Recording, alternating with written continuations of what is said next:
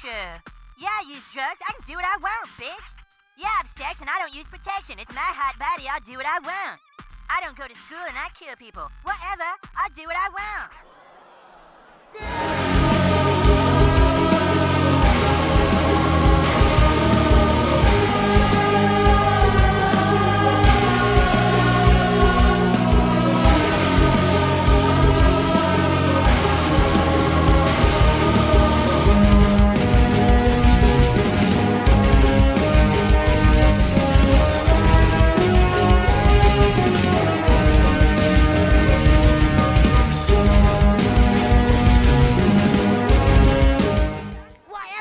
Do what I want.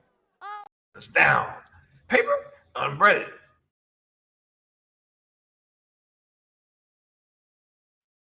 Good morning, good evening, good afternoon. Hope everyone is doing well.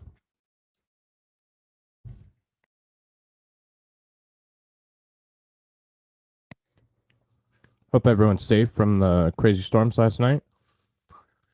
Tonight's show, we are going to look at a couple different things. One of them, and the main topic tonight, is going to be looking at damage from the storms from last night. Crazy night of storms. We'll take a look. We'll also look into how exactly tornadoes form and kind of what they are.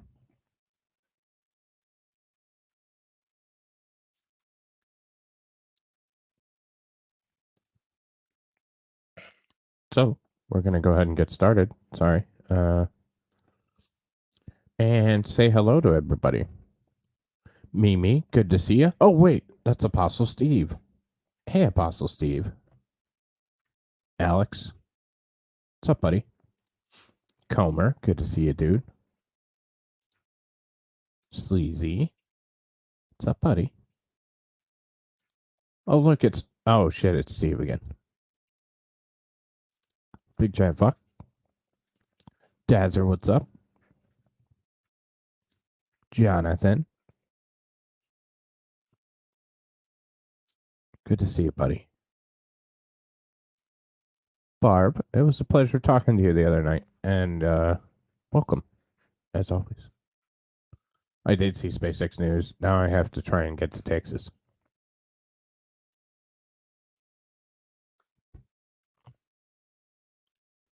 What's up, Jason? Hey, Mystic. So about that Texas.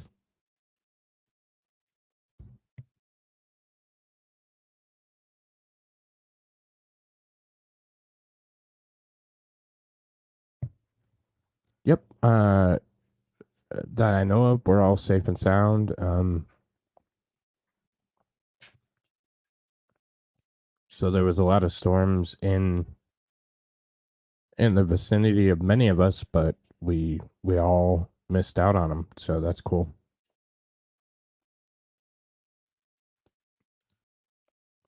So I heard maybe. That's what I was thinking too. She really is a spy, and it's now Stevie. Weird.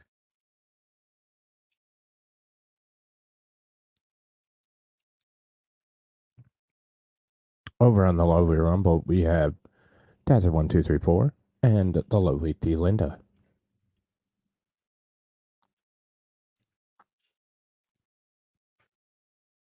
I'm gonna send out a link or two, and then we'll get right into it.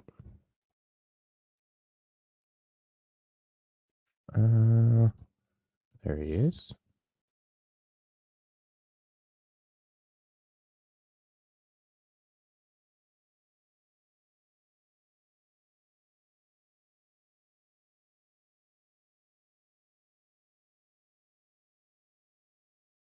So I have a funny story to tell everyone today as well. I had a really cool day today. I told my lovely friend Belandris that I was never going to stream again. That it was all done streaming, and it was just too much, and blah blah blah. You know, give him the whole bullshit. And I had him going all day, all fucking day. I got some of my friends in on it, wife in on it, and he fell hook, line, and sinker for it, and was desperately trying to find ways to keep me on the air because he loves me.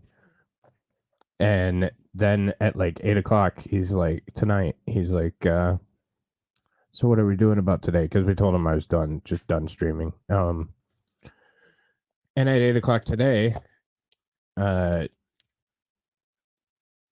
said, why haven't you put the links up?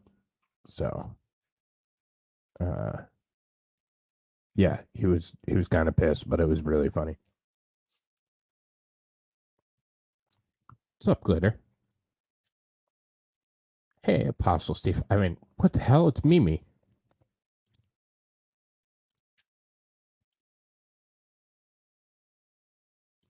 I know.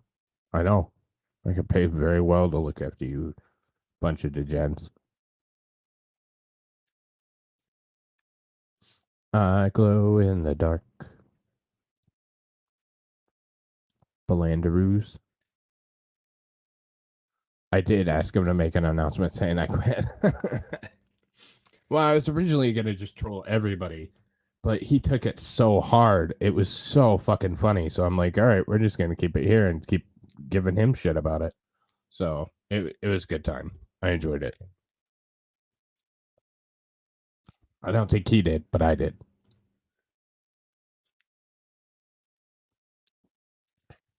Yeah, no, I can't. Can't quit you.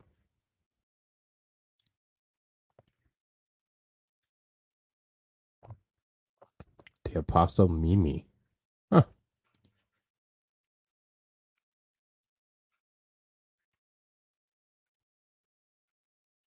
All right. So, kind of want to get into. I will. I told you, you send me a tarantula in the mail. I will send the kid and the tarantula to you, sir.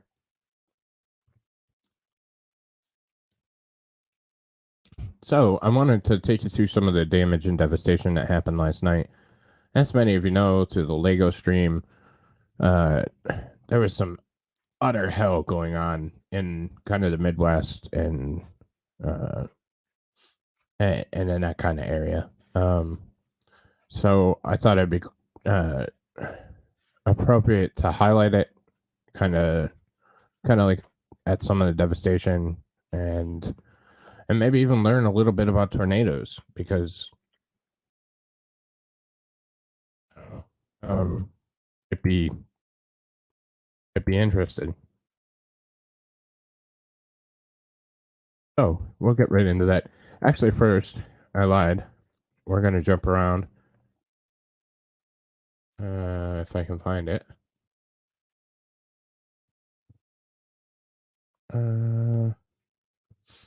Why in the hell did the trending already switch? That's stupid. Hang on. Ba ba ba da ba ba.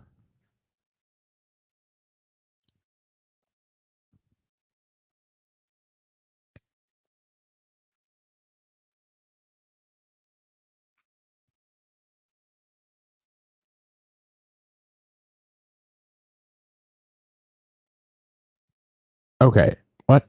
Fucking hell. That's what I'm saying, X-Comer. Like, I don't know. I don't know what the hell's going on, because that's Stevie, but that's not. Oh, now Alex is Stevie. Huh.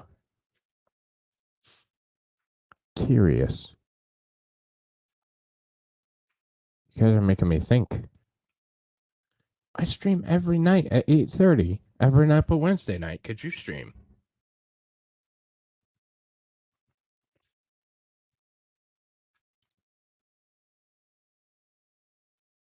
To X Steve's? No, don't do that.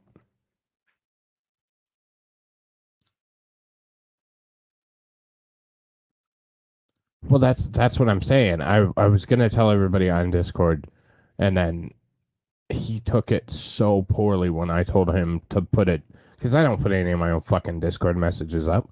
I have people for that, and lovely people at that. So, I was gonna have him put up a Discord message, and he wanted to wait because he was trying to talk me out of it, and it was cute. And I was going to put up a Discord message and just troll the fuck out of all you, but he took it so poorly that I had to just keep it there and just ride that one home. All right, so as Belander said, I was mystified by some news that I saw when I was scrolling the tweeters. Marine notices. So this is the SpaceX Starship. Oh, it's so beautiful. Look at that. Marine notices have been, so it hasn't flown an orbital test flight. So they've had test flights of the Starship in Texas. What the hell is that? So they've flown test flights of the top of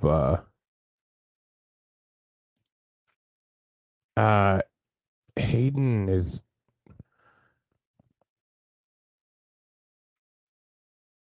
got things going on, I think. He's been otherwise occupied. But if not, I would have fucked with him. But since he wasn't available, it was Belandris. Nazi fags. So anyways. Love you too. Hey, what's up, Fast? So marine notices have been released ahead of Starship's first orbital test flight. They're on from April 6th to April 12th.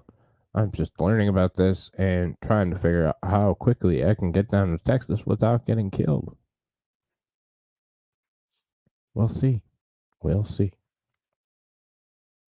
To see this thing fly would be so impressive. Like, God, I mean, it would be a chance of a lifetime. It will probably blow up, but it'll be a chance of a lifetime. And oh, you want an invite, Fast? Hang on.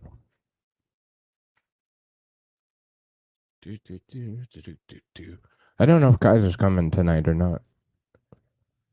He never shows up for work.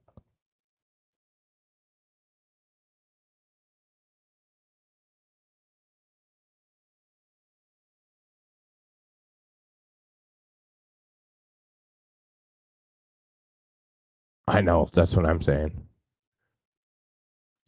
All right, Fast, let me get one.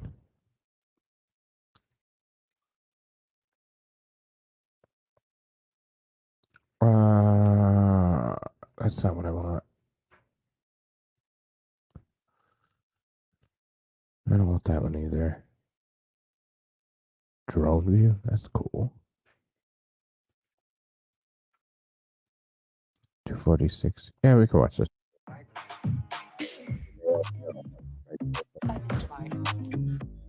Showing up on the first page of Google? Come on. Seriously? More ads? So this is Starship with just a test fire.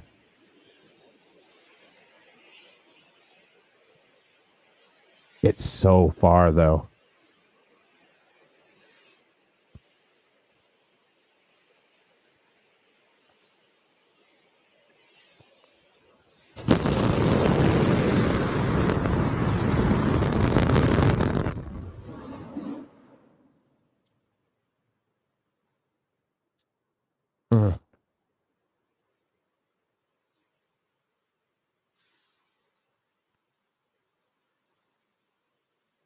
I'm gonna come.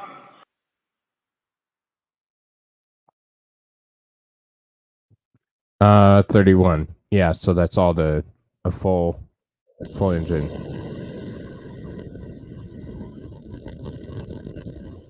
Oh. Oh.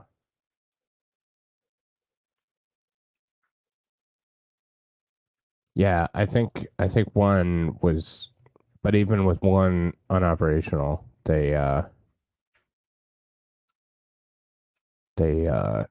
still would have enough to get to space. Well, yeah, they test firing. There's a ton of stuff that they test. So what? Maybe no. What did I do?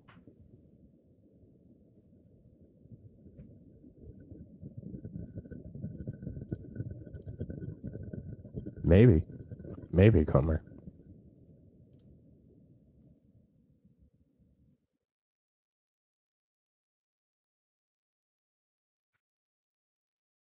Just every launch that's ever happened, footage of everyone.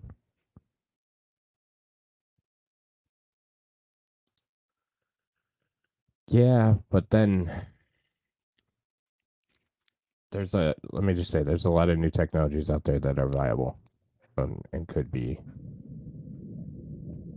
a lot of fun.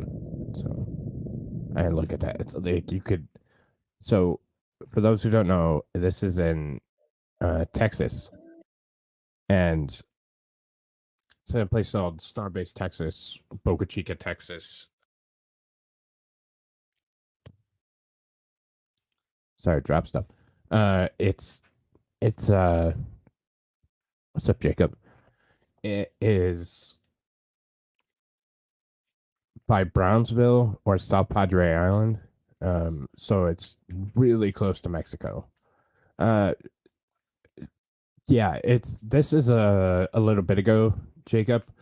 They're just talking about the potential for a orbital test flight. So coming here soon. Oh, look who showed up for work tonight.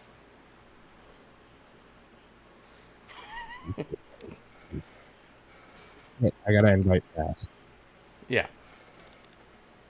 I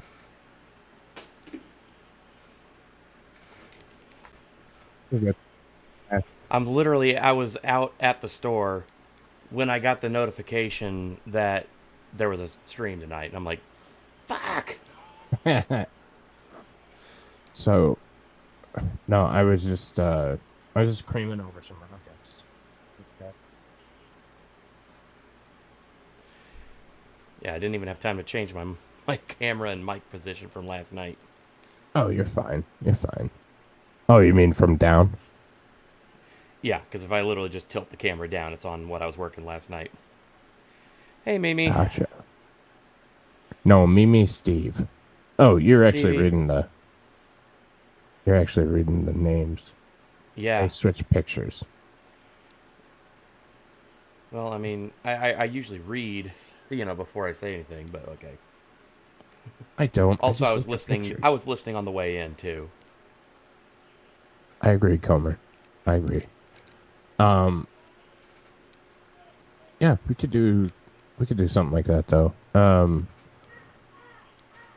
So back to the story. So South Padre Island is the closest viewing location because SpaceX literally owns the whole fucking road from Brownsville, and there's a border patrol checkpoint on there. So it's odd because you're right next to Mexico.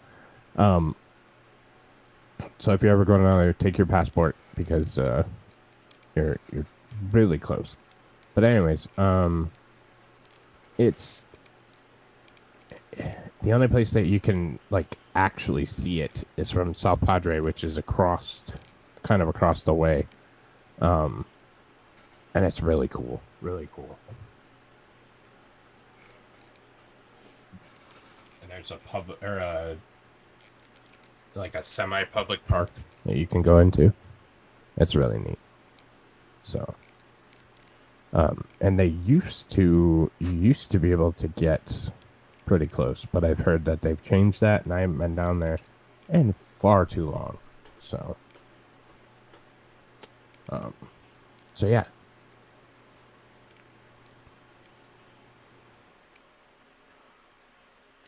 I see what you do is you buy 100 yards of highway, and then you pay them to go on the road at one end, and they have to pay to get off the road on the other end.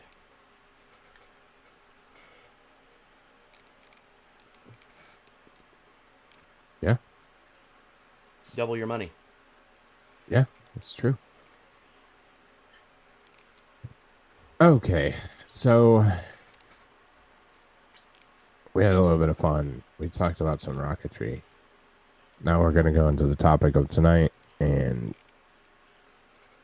we're going to make it as not shitty as we possibly can. So, wasn't that a wild night or what, guys? It got pretty intense for a lot of people. Yeah, I know full well. It was intense enough for me, and I didn't even get any of the bad shit. Yeah. I've got to the point where I just say fuck it and pay the toll, but I get it. Like I think that's more of the missus saying we're not going to drive out of the way to not pay a toll. Okay, pay more for your gas than my toll, asshole. Next road closure is April 3rd at 8 p.m. Well, like they said, I don't know if you're here, Desert, but they were talking about the 6th through the... Fuck, I forgot. 6th through the 12th, I think. That's when they have a filing with the... a filing with the agency to launch. So, launch the orbital. They'll probably do a static fire to make sure everything's good before. So, that would be my thought at least. So, like $11. I try through the easy pass and make the mail bill. Oh, you're ridiculous, Jonathan.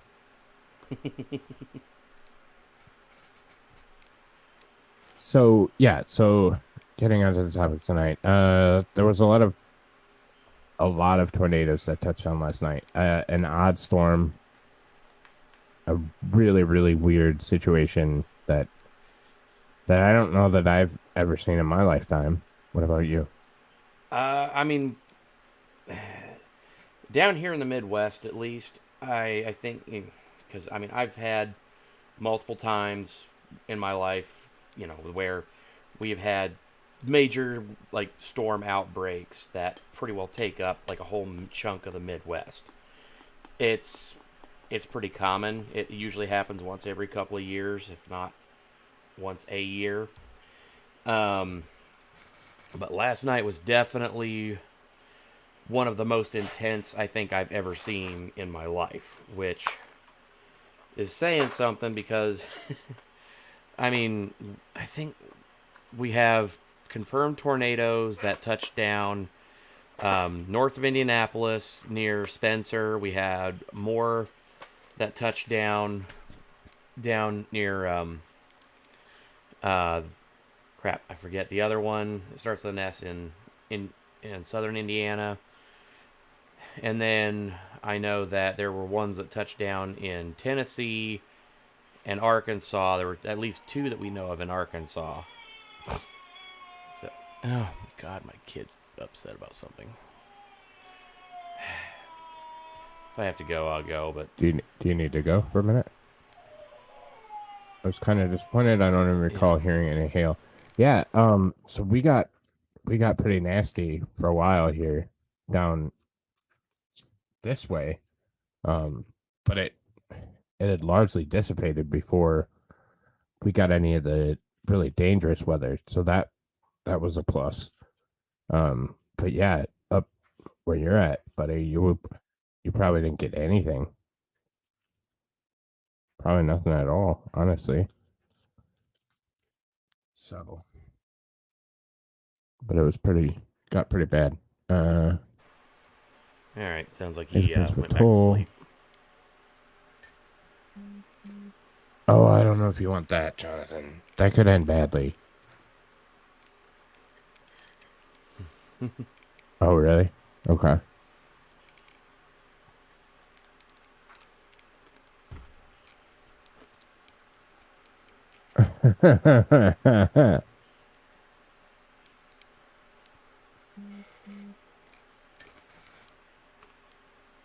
Well, thanks, buddy.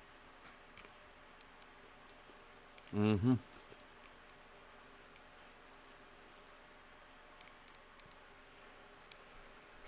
Probably the All right. worst. Yeah, go for it. Probably one of the worst storms I remember. And I can't quite 100% remember the year. I think it was,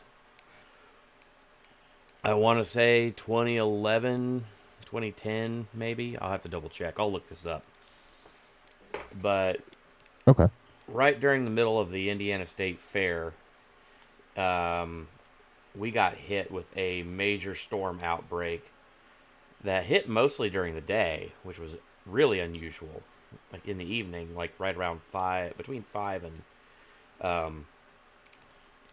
p.m. I mean, it was like 3 hours of like continuous storms. It was bad. Wow. And at the time, there really wasn't any call for. Oh, looks like Fast needs the link again there, Ed. But there really wasn't any major warning. There wasn't any kind of like, instability that would cause them to say, okay, well, maybe we should change our plans. And so there was the Sugarland concert that was going on at the Indiana State Fair. They had just gotten ready to go on stage. The opening band had just finished, and then the storm hit and blew the stage over onto the crowd. Like the whole archway and all the lighting stuff, like more than like 20 people, I think, got crushed. Wow. Yeah, it was the worst accident in the State Fair's history. And yeah, that storm system, we were actually out at a restaurant when it happened. And I remember that we all ended up having to move to the center of the restaurant because it was so bad. We had to take crazy. shelter. Yeah. And whenever we left, we decided to go ahead and leave and go home immediately to go check on everything and see how things were. And then we got home. There were trees down everywhere. Power was out. And it was at least another couple of days before the power came back. Because it was just so much damage down there where I was at. And looks like our guest has joined us. Oh. Can you let him in? Mm-hmm. Or are you not? I'm good. Thank you, sir. All right. Everybody, I could not think of a better guest to have on the stream for this particular topic of conversation than our good friend, Fast Group. What is going on, buddy? What's up, Fast? Hey, You said you got some new toys? I did. I got a new computer today. Hopefully, Oh, nice. yeah. And hopefully this will all go well. Yeah, for sure. So far, your picture is great. Your sound is coming through nice and clear. Fantastic. Yep. What's up, Super V? Just so, because that's up there. Yes. Yeah. I'm hearing an echo, so I'm not sure what I've got going on, but Do you have the stream open by chance? I don't think so. Because you were watching us, so maybe you have it open.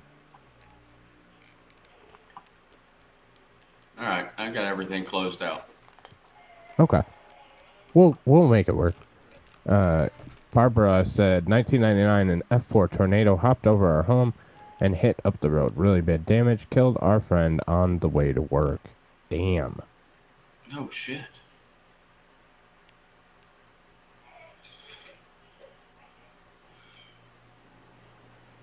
So When was this weather? Today? Last night. This was last night. Okay. Yeah, it was Okay. pretty rough. I take it you guys didn't get much or any. No, nothing down here in southeast Georgia. No. Yeah, probably a little far south. I'd say I know that there were tornadoes that were confirmed touchdown in Tennessee. Mm-hmm. I think that was as far south as the storm systems went. But yeah, there was a line of storms that I remember we got on the stream, and I actually was rewatching the stream today because in the moment and all that, I mean, I still was part of it, but I got like tunnel vision, so I was like rewatching all of that. And yeah, there was definitely better things going on for all of us.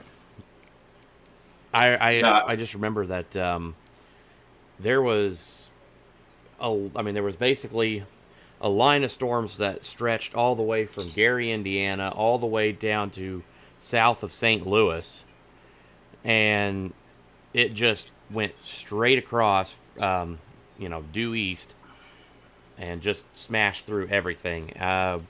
Thankfully, where I was at, nothing too major. It looks like I had some shingles that got blown off my house, which I'm going to be getting somebody out to take a look at that. Hopefully, I can get a new roof out of the deal, considering the fact that mine is down to the wire. But, So it went through Indiana? It went through Indiana. There were 2 confirmed tornadoes touched down in Indiana. Oh, shit. I need to call my mom. Yeah, one was in Spencer. The other one was in southern Indiana. I think it was either just south or just north of Bloomington. Oh, okay. Yeah. Yeah. My mom's northeast of Indianapolis, so. Oh, okay. In the private chat there, say, let me know where she's at, and I could tell you if anything went through there.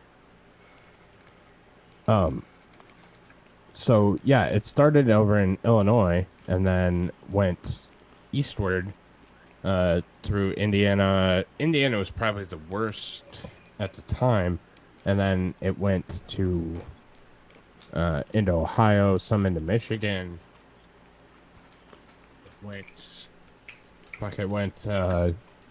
Then it kind of picked up on the East Coast, New Jersey, Delaware, I guess.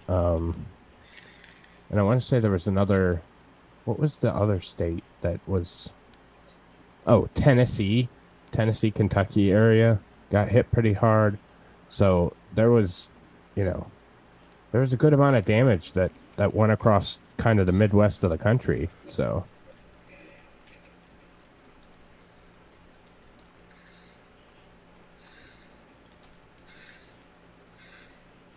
Apparently, Michigan is not Midwest, depending on who you ask, but I think it's Midwest.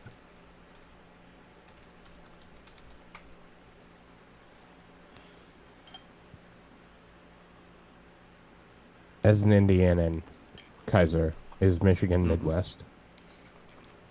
Yeah, Arkansas got hit pretty hard. Like, it was pretty widespread. I think that was the crazy part.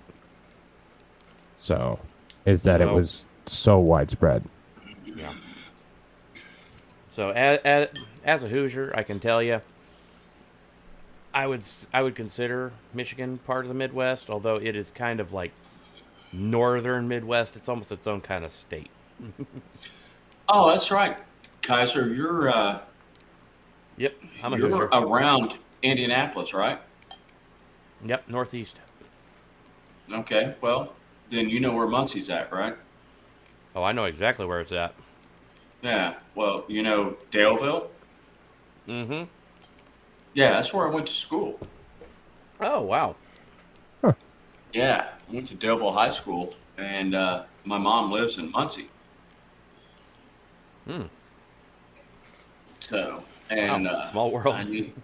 Yeah. Well, we talked about that before. Yeah, I remember we talked about that, but yeah, and Valhalla was all talking about, well, you never told me where you live, and yeah, he was giving me shit about it. That yeah. was for sure. So, hey, what? Oh, you got muted real there. Yeah, you got muted kind of like mid-statement. Meaty, can I take this comment off the screen? Oh, shit. Yeah, sorry. I thought I did. Mm-hmm. What's up, AP?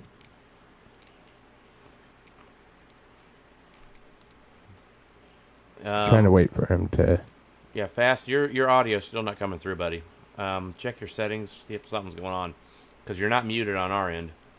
Yeah, it seems like you, like, muted, like, mid-sentence. So... Yeah.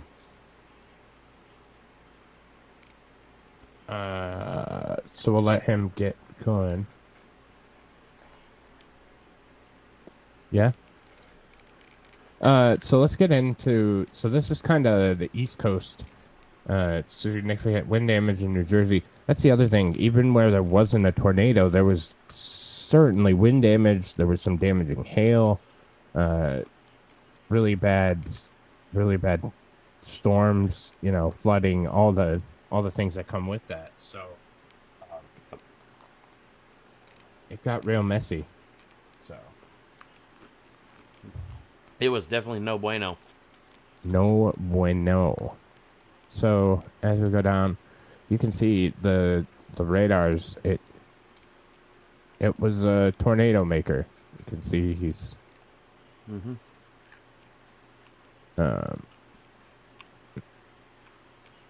so there's several of these videos out here. This is just wind, kind of the wind and damage that it was doing on that front. And that's just the leftovers from that storm last night. Yeah.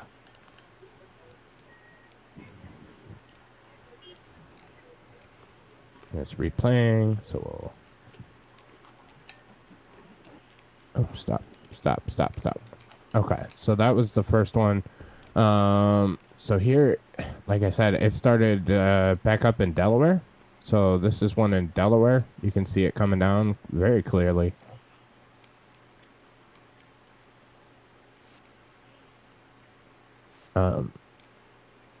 I didn't think Delaware got tornadoes, but apparently they do. So Technically, anywhere can get a tornado. okay, The conditions have to be right. Some places are just more prone for it than others. gotcha.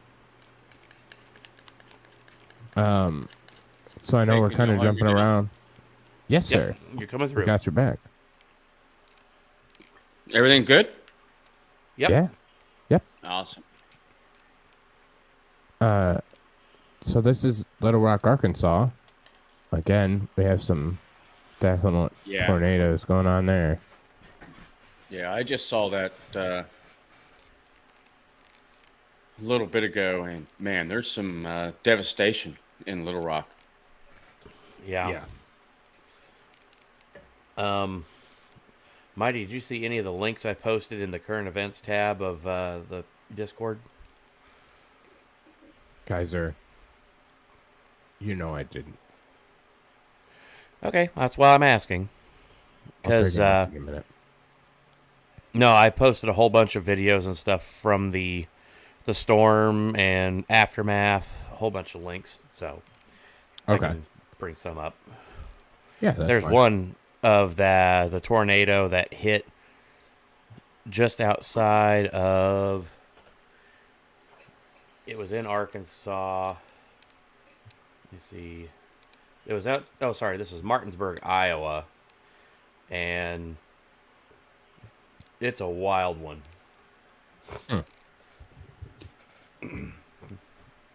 So we're going to move into Iowa, which is kind of used to tornadoes. That is a big-ass tornado. Oh, that's the same tornado shit. that I had pulled up here. It's not the same video, but it's the same tornado. It was a double... They had a double vortex. Oh, is that what it is? Yeah, you can see the wedge on the lower... so, on that one, you see the wall cloud. Mm-hmm. The one on the right, you see the wall cloud. And then down toward the bottom, there's a very dark spot. That's a very low to the ground. Right side, buddy. There? If you're trying, yeah, that one, there's see the wall cloud. And then down toward the bottom, there's a little bit of speck of gray. That's an actual funnel that is making ground contact. Huh. And then you have the other one, which is a more traditional funnel style, like cone tornado on the left. It was a double vortex tornado. I was I think. watching videos of this all day. Gotcha. I think this is the same tornado, just a video instead of a photo. Still, could be wrong. Yeah, that was the one. Who the hell is trying to drive into a tornado? Storm chasers. Storm chasers, crazy people. Dumbasses? Dumbasses. Yep.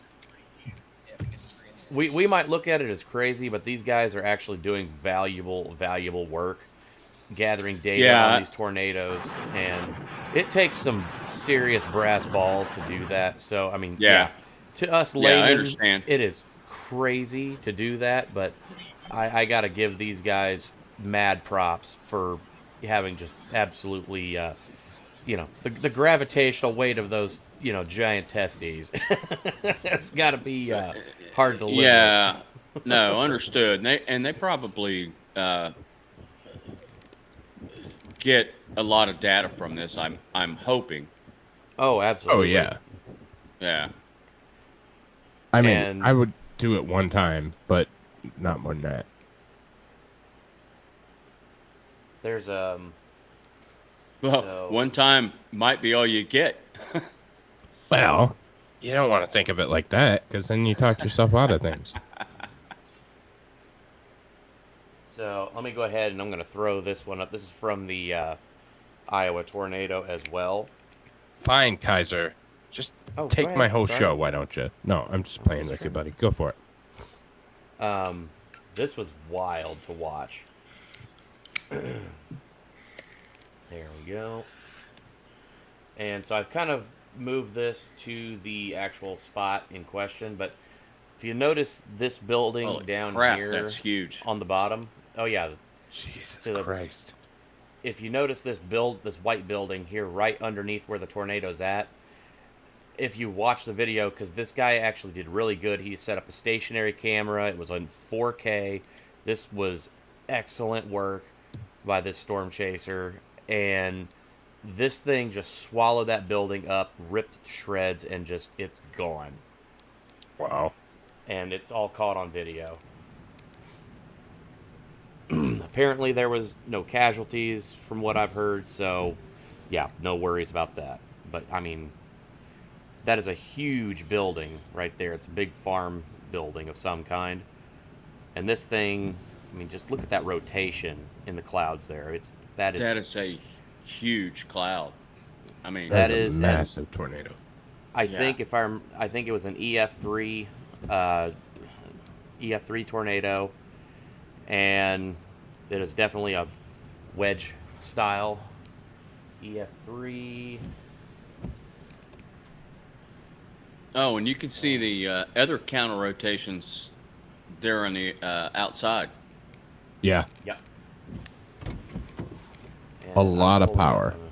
Yeah, so you actually have tornadoes inside of tornadoes with something that big, right? Yeah.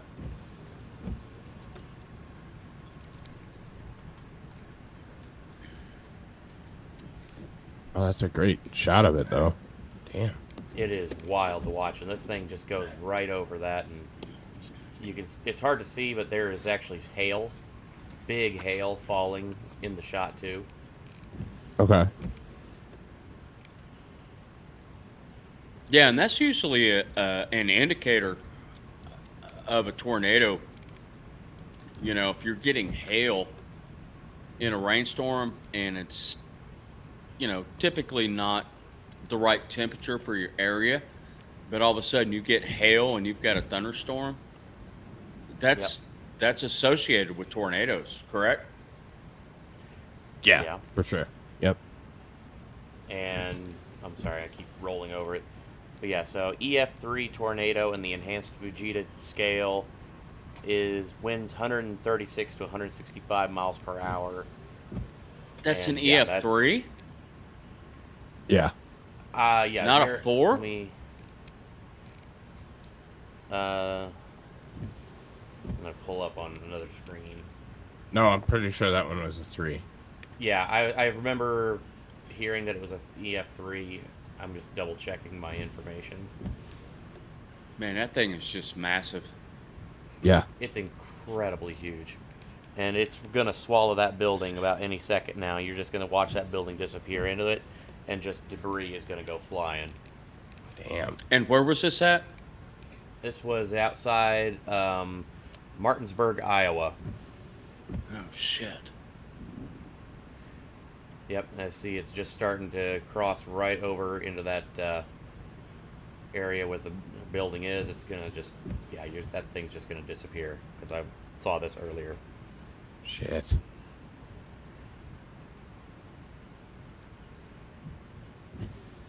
Just utter So devastation. amazing. Yeah. I mean, this camera work is amazing. They got such a great lockdown shot in really exceptional 4K. Yeah.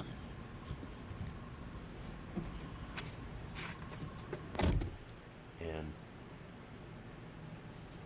I'm going to go ahead Oh, and wow, look at- speed this. Yeah, there it goes. Yeah.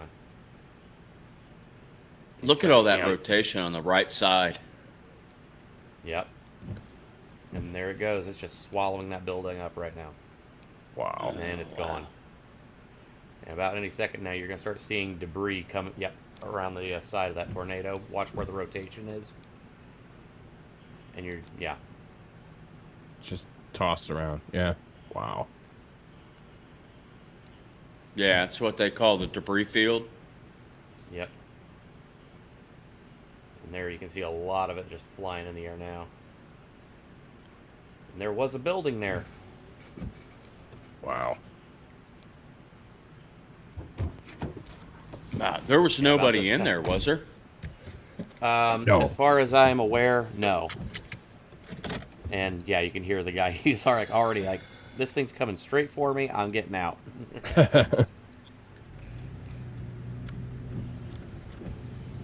Yeah, and that tornado went right over where he was filming about maybe a couple minutes later. Wow. So, some of the best footage I've ever seen. No, that was great. He did a fantastic job. Mm-hmm. Um, I have a Yeah, graphic but for later if you want to show the Enhanced Fujita Scale of tornado severity, if you want to. yeah, bring it up. Okay. And so here is what we know of as the Enhanced Fujita Scale. That is how we measure tornadoes by the damage. So, yeah, weak EF0 is usually about 65 to 85 miles an hour. Usually start getting roof damage right around EF1, which is 86 to 110 miles an hour.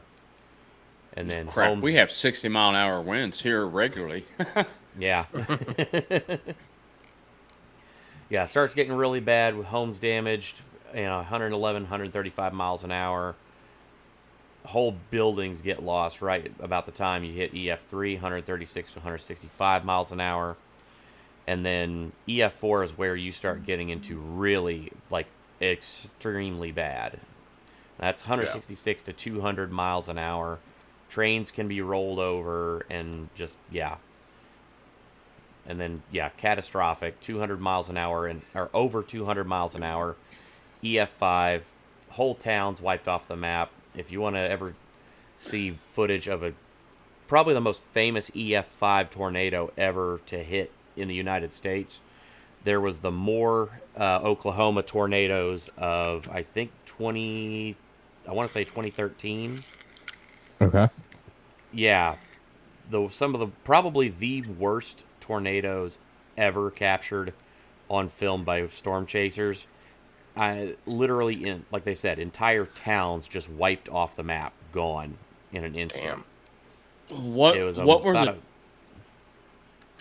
were the tornadoes that just went through Mississippi 2 days ago? Well, I can find that out. And yeah, Chadwick Myers mentions the Joplin, Missouri tornadoes were also very bad. Yes. Okay. Yeah, Joplin was another major tornado event. And Mississippi.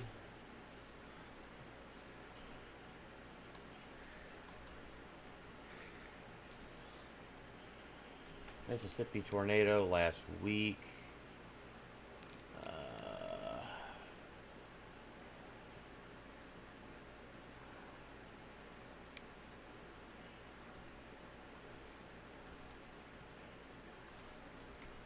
You find that? I'm looking for the... I found a lot of stories about it. South reels from deadly tornado outbreak. 2-year-old among 22 dead in Mississippi.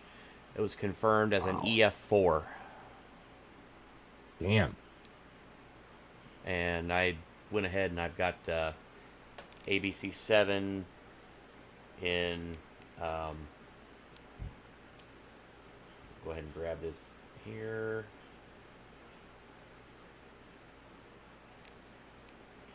This is ABC 7 in Mississippi there. And this is where that information is coming through.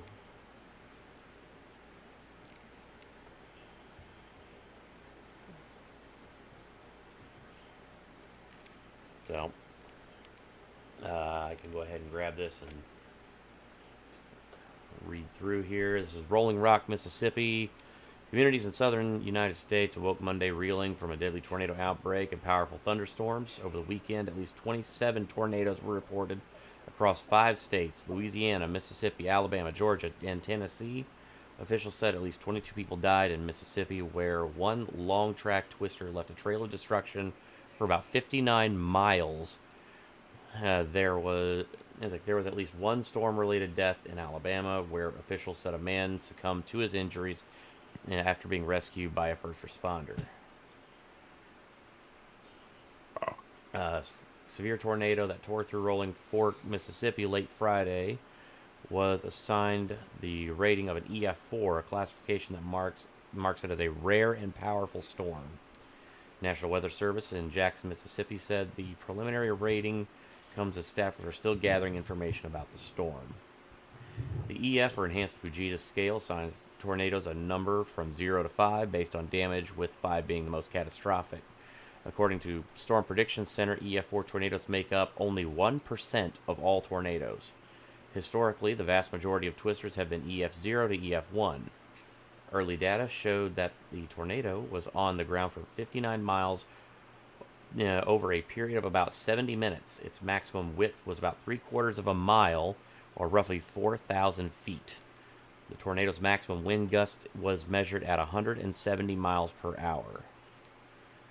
Rolling Fork Mayor Eldridge Walker said search and rescue efforts were pretty close to finished, and authorities believe everyone has been accounted for.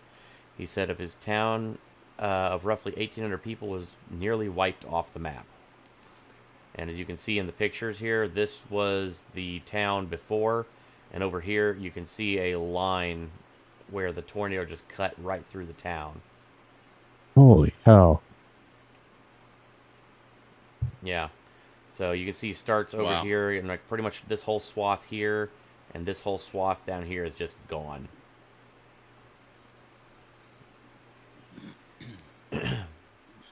Community's been destroyed.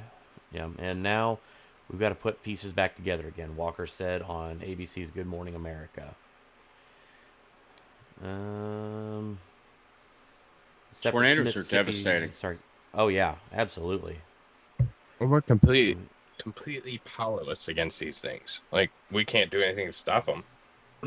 Oh, absolutely. You know, and down here in the southeast, we get hurricanes, and what happens in hurricanes is you have a bunch of micro tornadoes that are incorporated into that. Mm-hmm. Yeah. So the hurricane can be, 150 miles wide or whatever, but inside of that hurricane, you have micro tornadoes that are just tearing shit up. Oh, yeah. Wow. Crazy. Yeah, Mother Nature's no joke. No, no, it's not. Yeah. And of course, we probably all caused that because we're driving cars. But Somebody is gonna make that comparison somewhere. Not us, though. Where's Greta Thunberg? I thought she switched. Oh no, Switched. she's What'd she switch to? Is she now a boy? Well, probably. No, I thought she switched to saying, climate change is we're wrong and. Oh no, blah, she blah, got blah. arrested. Like, she got another fake arrest. Doing at a climate protest, like in, I forget, some other European country. Like not even 3 months ago. Oh shit! Okay. Oh, Yeah, I haven't heard a damn thing. I thought maybe her and David Hogg switched sexes or something. Not far off the mark there, really. I mean, she's definitely got man jaw. Yeah, and he's obviously very feminine. Just saying. Just my opinion. Yeah, it's an opinion I happen to agree with. Because he happens to like the hog.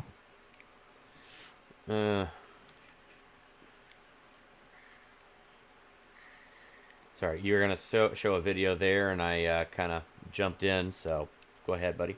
You stole my thunder. Yep. No Took the pun wind out of your intended. sails.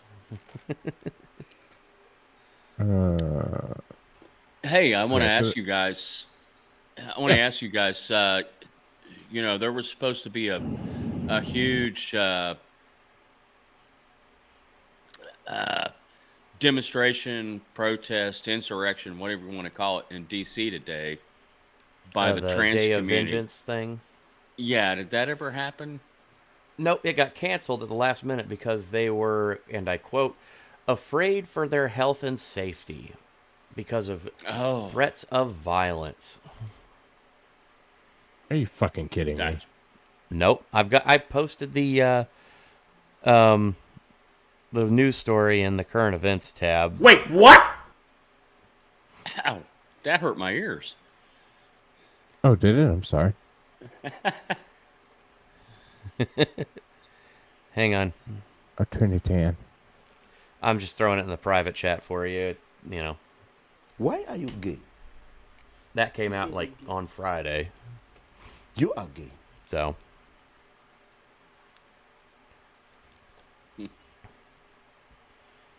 Wow. There we go. Okay. I know. I want to make a big stink, but then never mind. I'm not going to finish that sentence. Yeah, I'm about to get off on a tangent, and Yeah, I don't want to. let's try and stay on topic. The weather is at least a little bit easier to complain about. Yeah. So you said impromptu Kaiser reacts? No. Not doing it. Planned Kaiser reacts? We'll talk later. Rumble exclusive Kaiser reacts? Maybe. All right. So this is a tornado. I think it's the same tornado there in Iowa. And he's going alongside of it, but just massive thing. Oh, wow.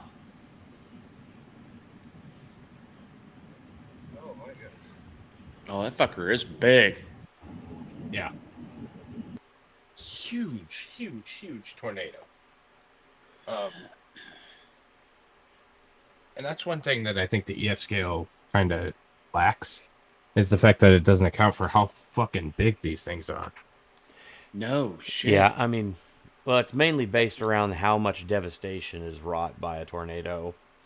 So, I mean, Well, if you based on wind speed, though, primarily. Well, wind speed and damage. I mean, but yeah, I understand where you're coming from. yeah, but this is in the Midwest, so the damage it's doing is doing to the crops and the farmland.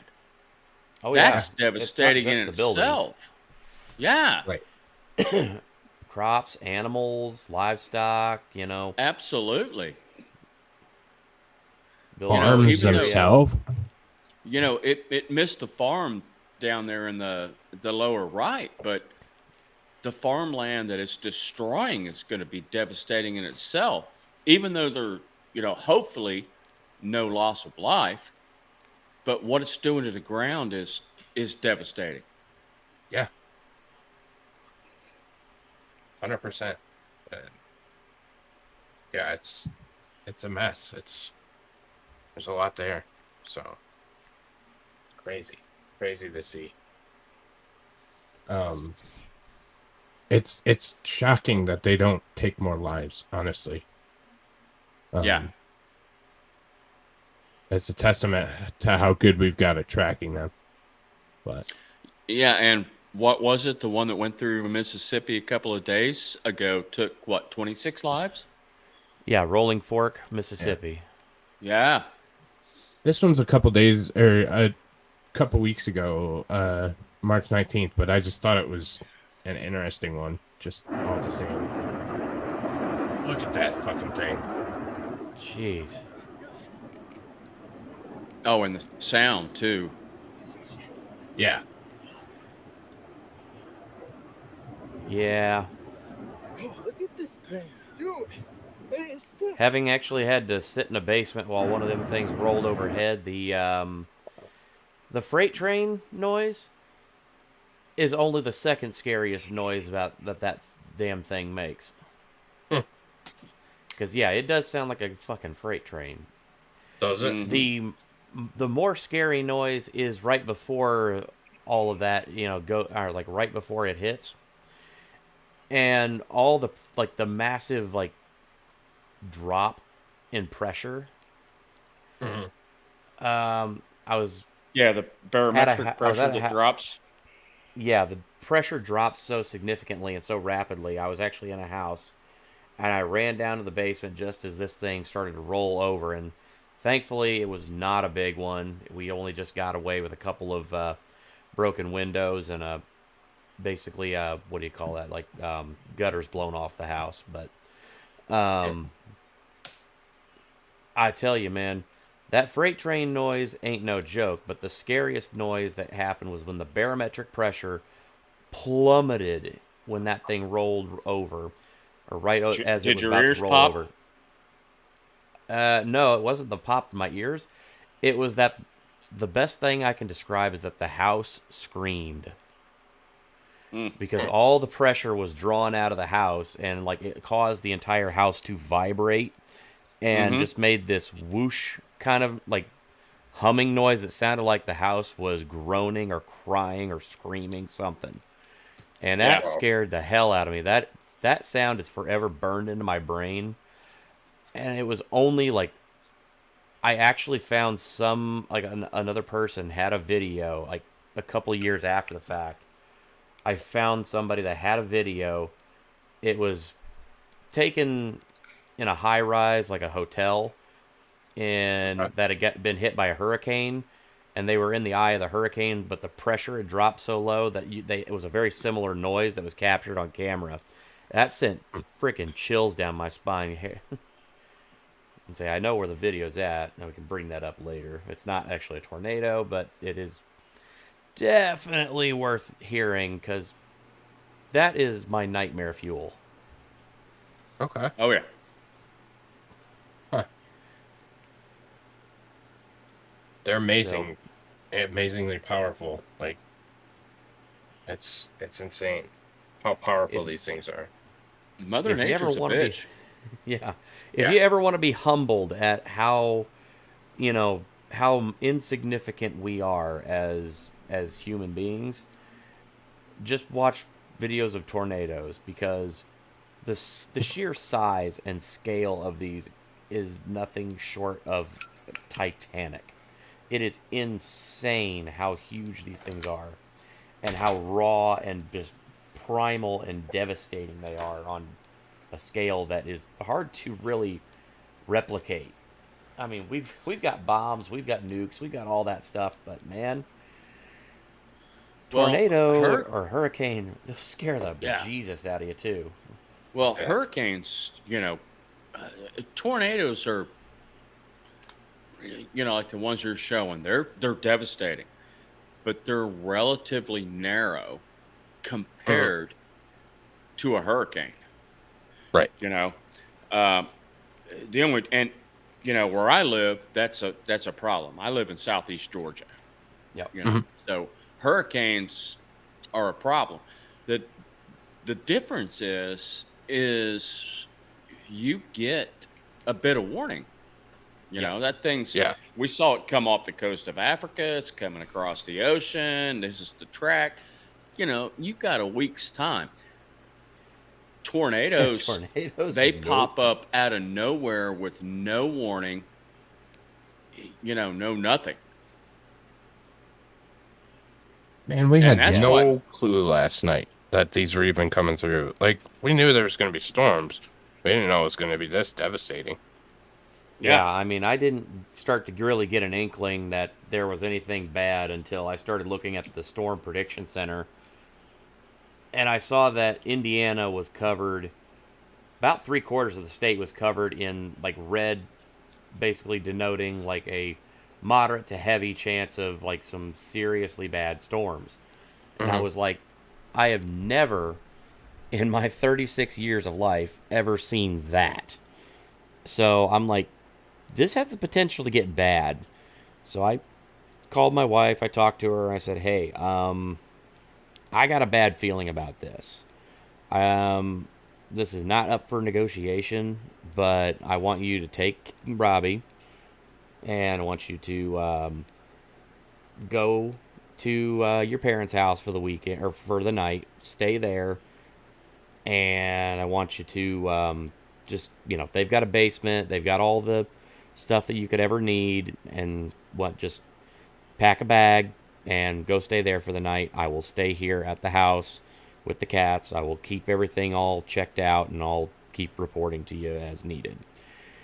And that's what we did. I mean, I had a pack with 3 days worth of clothes and supplies sitting in the mud room, exactly where I knew that if things went sideways, it wouldn't get blown away. And had all my batteries and everything charged. I had lanterns, I had my flashlights, I had everything. And, you know, thankfully it turned out to be, you know, a whole lot of bluster and not a whole lot of, you know, damage. I mean, we still got quite a bit of wind. And, I mean, it was scary, hellaciously heavy wind here. I wish I could have caught some of it on video or something like that, because, I mean, I could literally, like, feel like it was, like, pushing the front side of my house. It was really crazy. And, I mean, the rain was sideways. It was pounding against my front door. And there's a nice little overhang on my front door. So rain doesn't hit that, like, ever. So this rain had to have been going literally sideways to just pelt my door like that. Jeez. That was what I heard, and I mean, it was so loud, I couldn't even, I mean, if I was shouting, you wouldn't have been able to hear me. And I'm like, okay, I'm ducking, and that's whenever I, you know, jumped into the, my already predetermined safe spot, and then, I texted you guys on the stream last night, pulled it up on my phone as long as I had power. And I said, hey guys, FYI, I'm taking shelter. Yeah.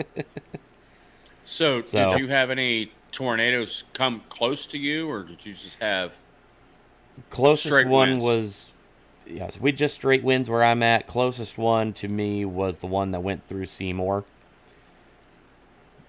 Okay. So, yeah, that's like northwest, like a little north and west of Indianapolis. Yeah, I'm trying to remember. It's been so many years since I lived there, but so no real significant damage in Muncie, right? None that I'm aware of. I did go ahead and check for storm damage in Muncie there, and all I saw was that there was some power outages reported. Right. I didn't see anything about damage, so sounds like they escaped the brunt of it. And good. Your folks are okay in Tennessee? Yeah, so they apparently went to bed, and then they didn't hear any of my warning texts last night, and they woke up this morning and, oh, yeah, sorry. Yeah, we went to bed last night, and everything was fine. We slept soundly. Great. I was up late last night, trying to keep, trying to make sure you all weren't dead, so thanks a lot for that. And they rewarded me by sending me pictures of the oceanfront condo that they're at right now that is currently 85 degrees and, perfect blue skies as far as the eye can see and beachfront. I'm like, fuck you guys. Well, that was so nice of them. Oh, it was a beautiful day down here. We were 86 degrees, sunny blue skies on the southeast coast of Georgia. Yeah, so the weather today was cold, wet, and rainy. Oh, it was for you? Yeah, so I don't think the temperature got above 40 degrees all day. And holy crap. We had, temperature didn't get above 40. And we had pretty much 20 to 30 mile an hour winds all day long. Shit. We had wind warnings, so it was like 20 to 30, gusting 40, at least maybe even 50. It was, we're used to it down here, but it was definitely not pleasant. And that's why people ask me, why did you leave Indiana? Because, I went into the Marine Corps in '89 and I never went back. Yeah. Why does anybody leave Indiana? Because Mother Nature's on her they fucking can. period all the time. Because it's Indiana. I love my state, but I hate the weather. I'm actually all for global warming because I would think beachfront property in Indiana is a great idea.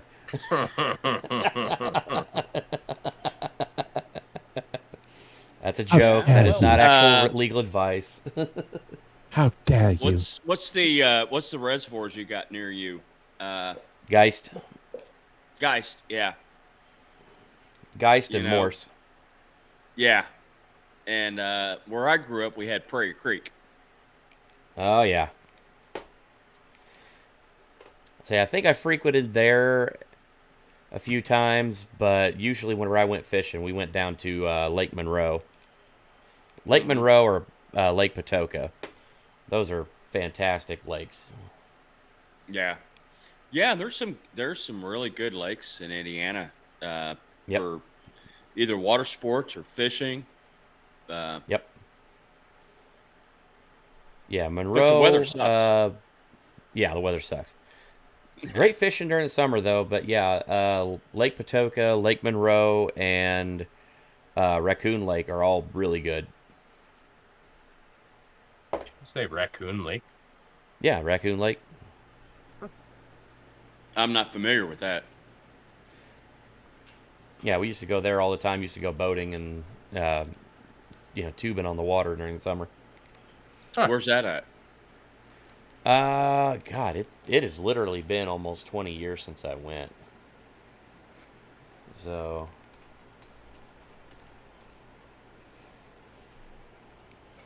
Raccoon Lake, where's that at?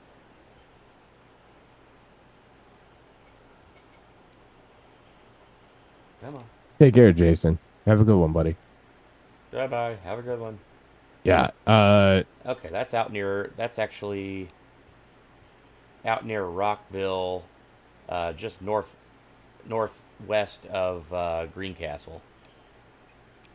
Oh, okay. And of course, it's always Brookville. Okay, yeah, Brookville. You laugh. I have no idea what you are talking about. Why do you laugh about Brookville? I just forgot about it. Oh, okay. I was like, oh, yeah, that thing, it does exist. Oh, I thought that's where you lost your virginity. Oh, no, that was somewhere entirely different. I'm sure more than one have done that at Brookville. Just saying. If I can find the damn thing, I'd go lose it there.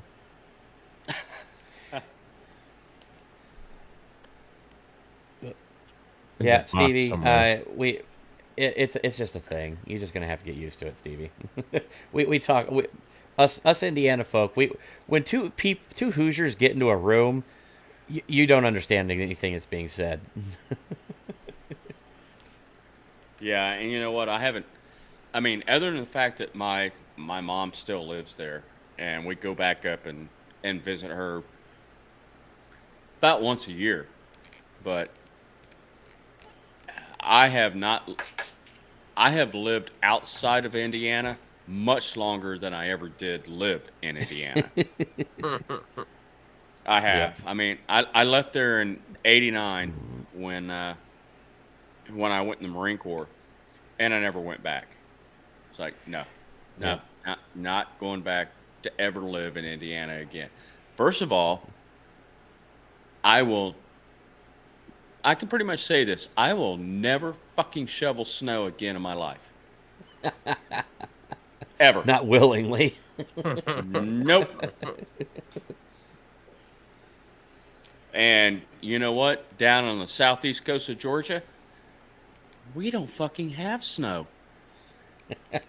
Oh, you wait. I'm willing you guys to get like 2 feet of snow tonight.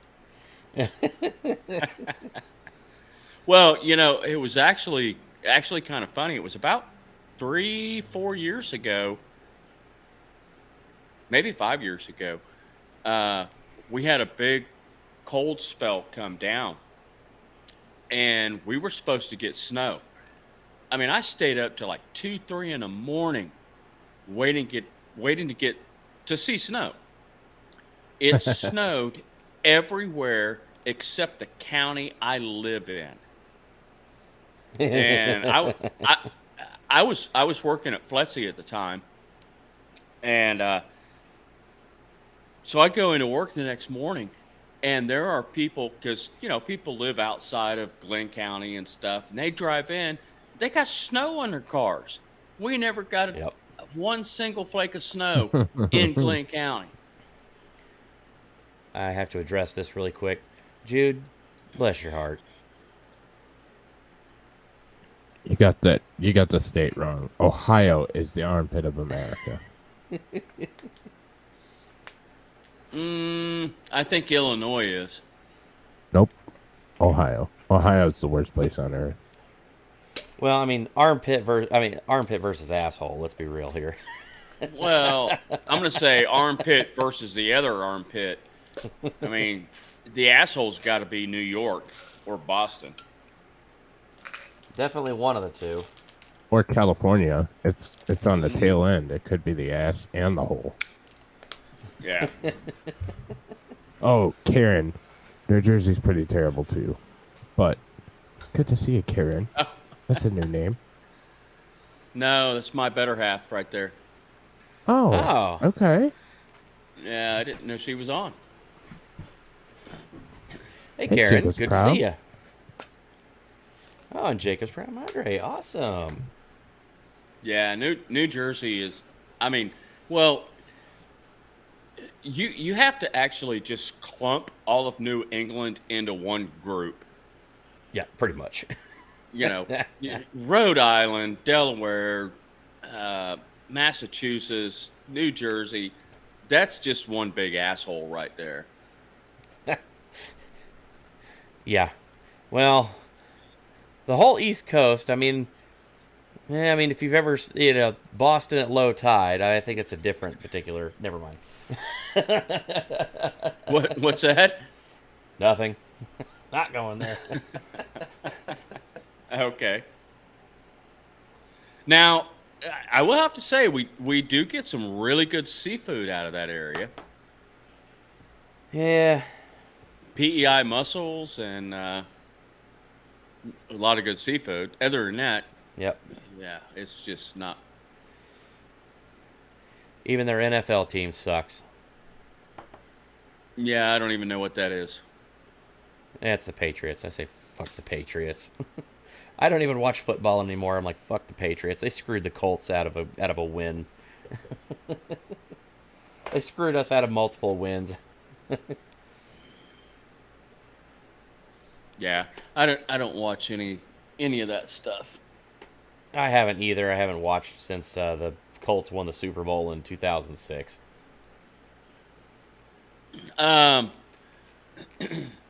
Yeah, they did that when Dungy was the coach, right? Yep, that was I think Dungy's last year. Yeah, They had because the absolute dream team.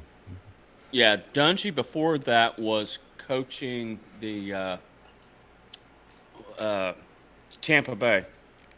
Yep. Yeah, and then he went to the Colts. Yep. Dungy was probably Yeah. the best coach Tony- we've ever had.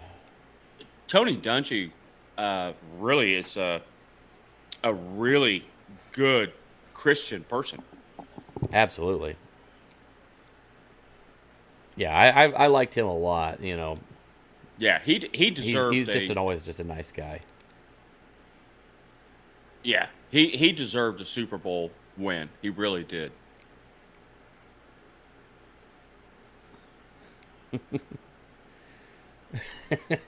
Mighty neat. The lovable loser Lions of Detroit City is the best. To each their own, buddy. Hey, you know Oh, what? my goodness. Detroit used to be a hell of a city. It's Motor City, USA. Yep. Used to be great. Was Was. was until nothing's being manufactured out of there anymore. Yeah. Mm. Hang on, I'm trying to find a clip here. This will be great. And of course, what came out of Detroit? Uncle Ted. Oh, yeah. Uncle Ted Motor Nugent. City- Motor City Madman. That Yep. guy rocks. He's awesome. It was it was right after Desert Storm when we got back. They did a MWR did a concert on Camp Lejeune where I was stationed, and they had Driving and Crying. I forget who that was, but that opened it. And then they had Joe Walsh. Joe Walsh did a whole solo. Oh, Yeah, he was on by himself. And then Ted Nugent and Tommy Shaw did their thing, and then it closed with Leonard Skinner. oh man, that had to have been a damn good concert. Oh, it was awesome. It was awesome. And actually, if I'm not mistaken, it was the first time that Leonard Skinner actually sang Freebird. Because after the plane crash, Yeah. you know, in 77, you know, they got the band back together, and who is it? Johnny Van Zant's now the lead singer. Looks exactly like Ronnie Van Zant. Sounds exactly like his brother, his older brother. Oh, it's scary. Yeah, it is. And of course, Gary Rosington just died the other day, which really sucked.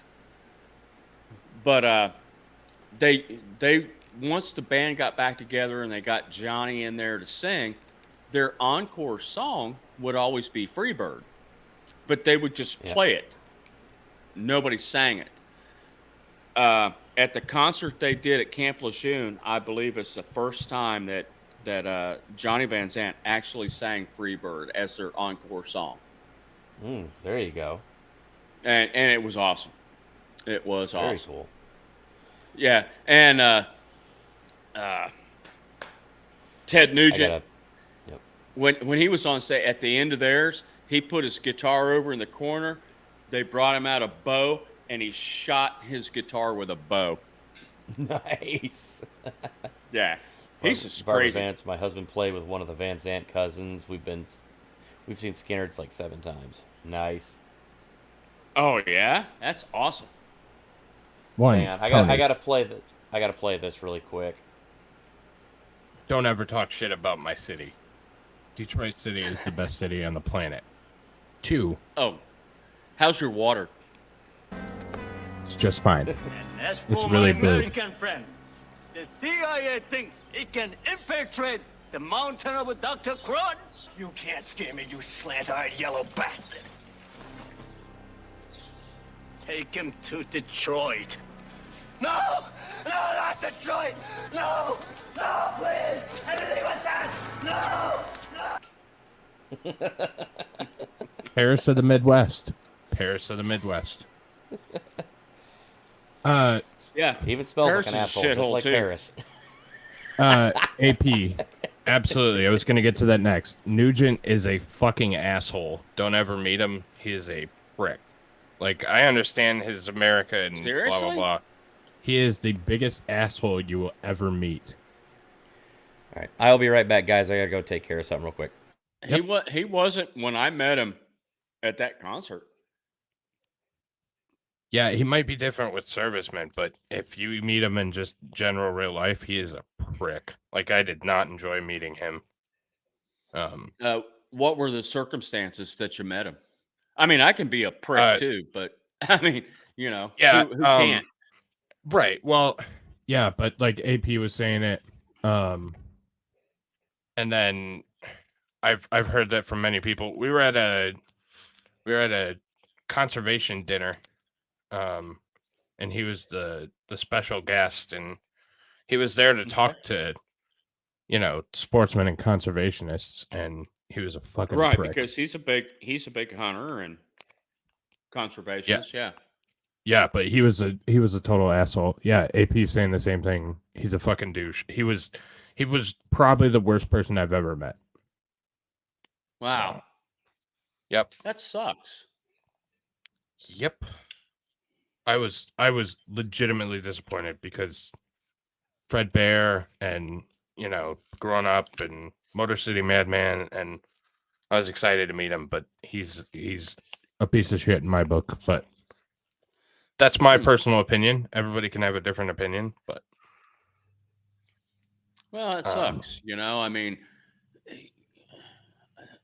I really hate that because he is a big voice for conservation and hunting and 2nd Amendment and everything. So, yeah, and I was hopeful, but yeah, I was not a big fan. So, not a big fan. Now, I like another rock and roll guy from Detroit. Well, outside Who's of that? Detroit. Kid Rock. I love Robert Ritchie. oh, Kid Rock. He fucking he's Yeah. awesome. And he's an awesome guy outside of. I've met him about 6 or 7 times. Yeah, he is. Oh, AP's really? AP's You've correct. actually He, you've actually yeah, met him? yeah. So I'll tell you a story off stream because I can't tell it here, but AP's 100% correct. He's a poacher. He has a big fucking reserve, and he's not Nugent, not Kid. Nugent is a poacher. He has a big reserve where he has animals flew in to kill him for sport. Yeah, there's a whole thing behind him. He's a hypocrite, big time hypocrite. Allegedly. I don't want to get sued. Yeah. I don't know anything about that, but if that's true, that sucks. I know he does spend a lot of time in Texas too. Yeah. Yep. Yeah, he was just overall a disappointing individual, and I had high hopes. So.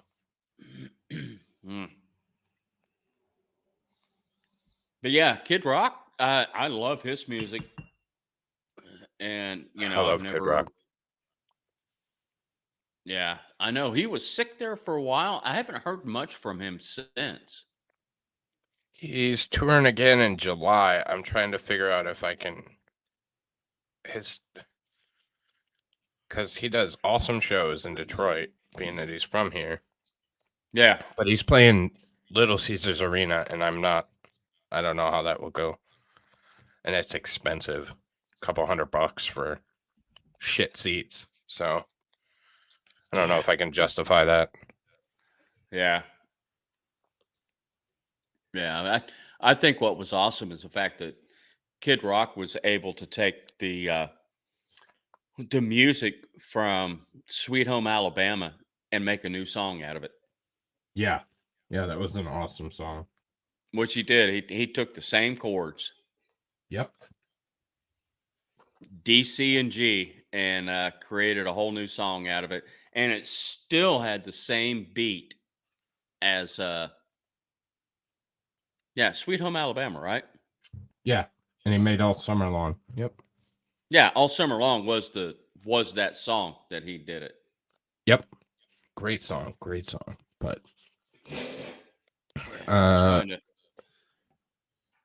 trying to remember what was the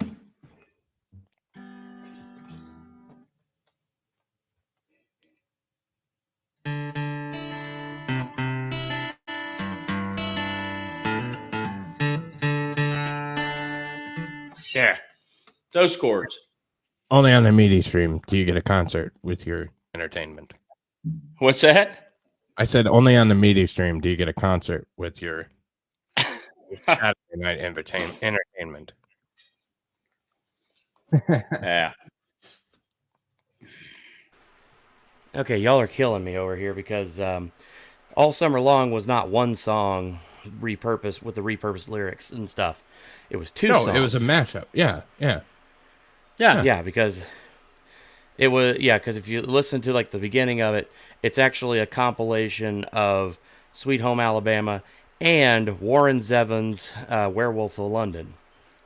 Yeah. Oh man, I haven't even thought about that in a long time. But yeah, you're right. Yep. Yeah, because they got the Werewolves piano of London. Dun, dun, dun, dun, dun, dun, dun.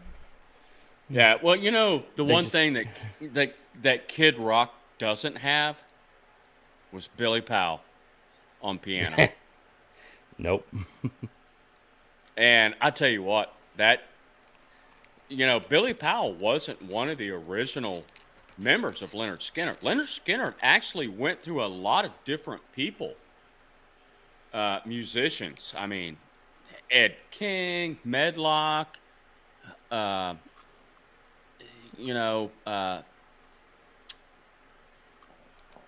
Steve Gaines. Yep. I mean, he was he wasn't one of the original members. Artemis Pyle was one of the original members, I think. So they went through a lot of different musicians during the whole time that they were actually creating all that music. All right. So I know I'm going to get a copy claim for this, but fuck it. Who cares? Good song.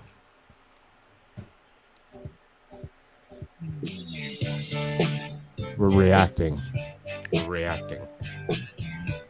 you got the piano for Werewolf of London.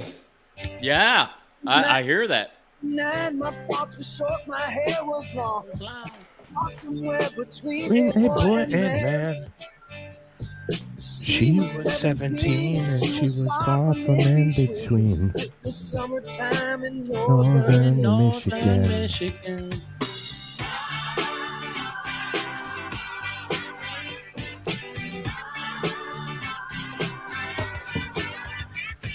Splashing through the sandbar, talking about the campfire. It's the simple things in life, like when and where. We didn't have no internet, but man, I never will forget the way the moonlight shined upon her head. And we were trying different things, we were smoking funny things, making love by the lake to our favorite song. Sipping whiskey out the bottle, not thinking about tomorrow, singing Sweet Home Alabama all summer long.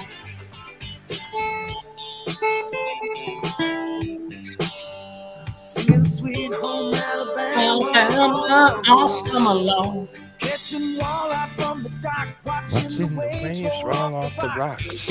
Inside my soul. We This glisten ran in in the sun. We We couldn't wait for night to come. to hit that sand and Play some rock and roll. While we were trying different things, we were smoking smoking funny things, making love love out by by to our favorite favorite song. sipping whiskey out the In the bottle, bottle, not thinking about at the tomorrow, moment, singing sweet in home sweet home Alabama, all summer long. Singing sweet home Home Alabama, Alabama, all all summer summer long.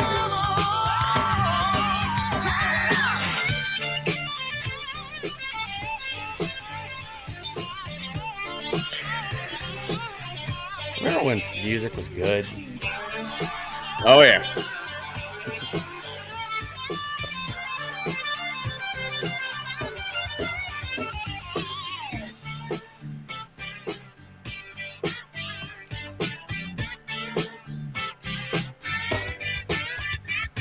Now nothing seems as strange as when the When the leaves leaves began to change. Oh, how we always thought those days would never end. Never end. Sometimes I hear that song Song, and I and I start start to to sing sing along. Sing along. along. Think, man, And I'd think, love to man, see I'll that That girl girl again. again. And we were trying different things. And We were smoking funny things. Making love out by the lake to To our our favorite song. Sipping whiskey out the bottle, not thinking about tomorrow. Singing sweet home Alabama all summer long. Singing sweet home Alabama all summer long. Singing sweet home Alabama all summer long.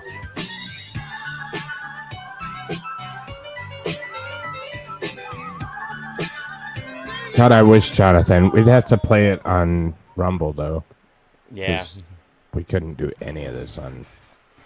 So, let's react to that song. I think it's a mashup of classic music that we all know and love. It's fantastic.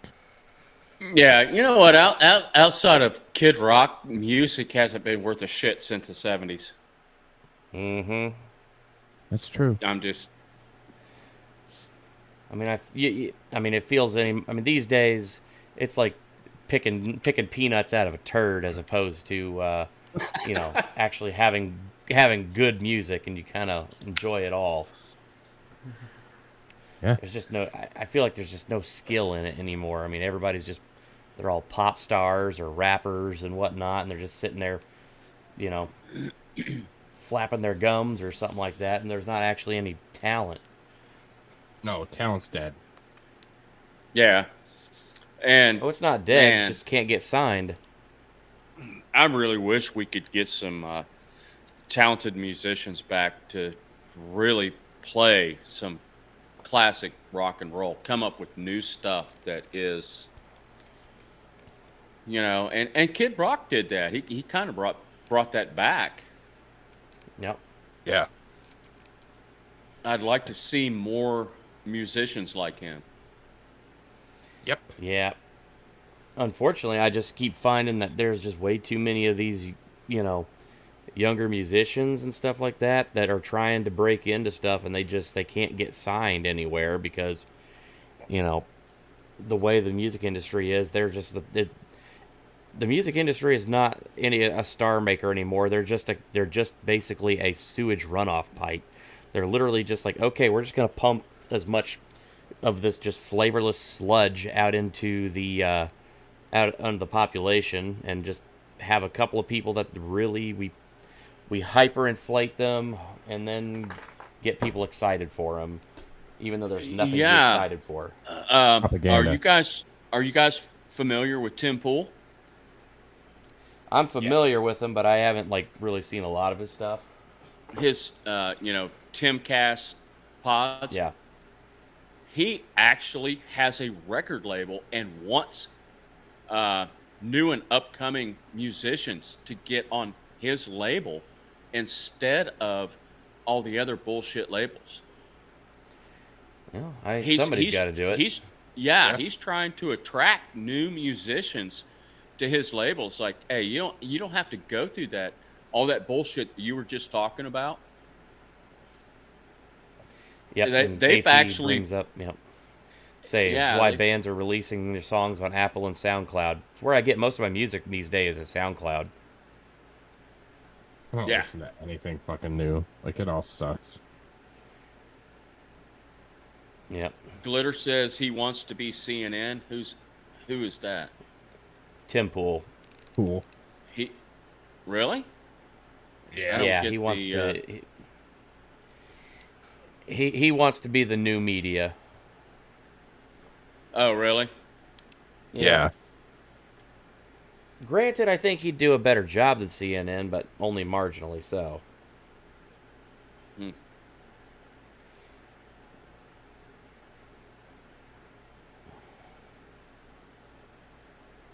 All right, let's get back Okay. on topic, ladies and gentlemen. Yep. Okay.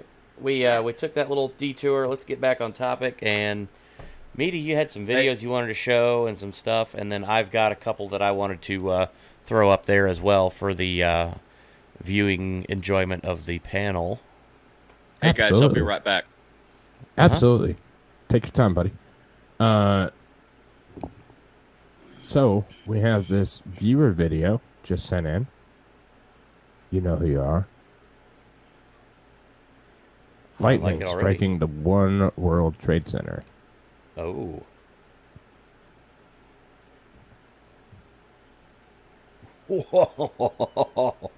Yeah. That's tonight. According to That the was report. cool. And Like, that's impressive. but yeah, you also noticed that. Okay, so they did. The video was slowed down, but damn. Yeah. Oh, look at that. So that's crazy. So we're moving into the Apollo. That's the aftermath of the Apollo Theater in Illinois. It obviously did some damage. Yeah. And here's a video from inside. Graphic warning. I don't think there's anything terrible, but Yeah. I don't remember. I previewed it, but previewed a lot of them. So, viewer discretion. Okay. I'm not leaving you. God damn. Oh man. Ooh. There is actively a concert taking place.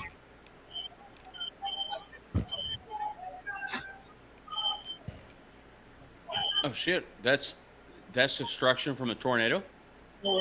That was in Chicago's the Apollo Theater. Yeah, during a storm, collapse. the roof collapsed. Well, nothing good happens in Chicago, but That's true. But there were Yeah. almost 300 people in that, and that Oh, there was an shit. active concert going on. Yeah, So, there was a concert actually going on when the roof collapsed on the crowd. oh damn. Injuries? A lot of 28 and one injuries. dead. Yeah, one What? fatality. One fatality. Oh man, that's Yeah. after watching that, one fatality is actually amazing. With that kind of devastation, with that roof that collapsed on that whole crowd, it's amazing that there was only one. Man, that's just crazy. Yeah, I'll catch up with you at some point. I want to stay on track tonight, but I'll certainly catch up with you. I'll remember.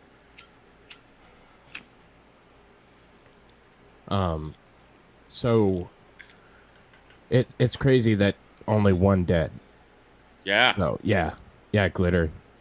Same thing. One. The fire department was there very, very quickly. So Yeah, one of our viewers actually on stream last night, I think, lives very close to that. you mean one of our panelists? Yes. Was that the tornado that hit Chicago? No. I actually haven't seen okay. that one. Oh, Barbara says 2 dead now, 40 injured. My apologies. Oh, I wow. did not see an update. So but still damn impressive for what could have been. Yeah, it could have been a lot worse. I mean, it's surprising as it is that it's that low. Tony, were you here for the lightning at the World Trade Center? I'll play it again because it was fucking incredible. But I was not. this is Here, One World check Trade this out. Center. Oh, wow. Yeah, that's a viewer submission. So crazy energy dump. Yeah. And, of course, that's what that thing is at the top of that building is a lightning rod. Yep. Yeah. Lightning is such a powerful force. The damage it causes and also not cause is crazy. Maybe cause, I don't know. Yeah, it's pretty intense. Hell of a lot of energy dump. So Yeah. Nature is terrifying. Well, yeah, that's what I was just going to say. You know, as soon as we think we're at the top of the food chain, Mother Nature kicks us in the ass. Yep. What's up, Blake? To be fair, the band performing was named Unexpected Roof Collapse. It was inevitable. I think so. It was, oh, Shenny's over on Rumble, too. Hey, what's up, Shenny? Hey, Shenny. So, what the fuck was I talking? I forget what band was playing, but it was not, hang on.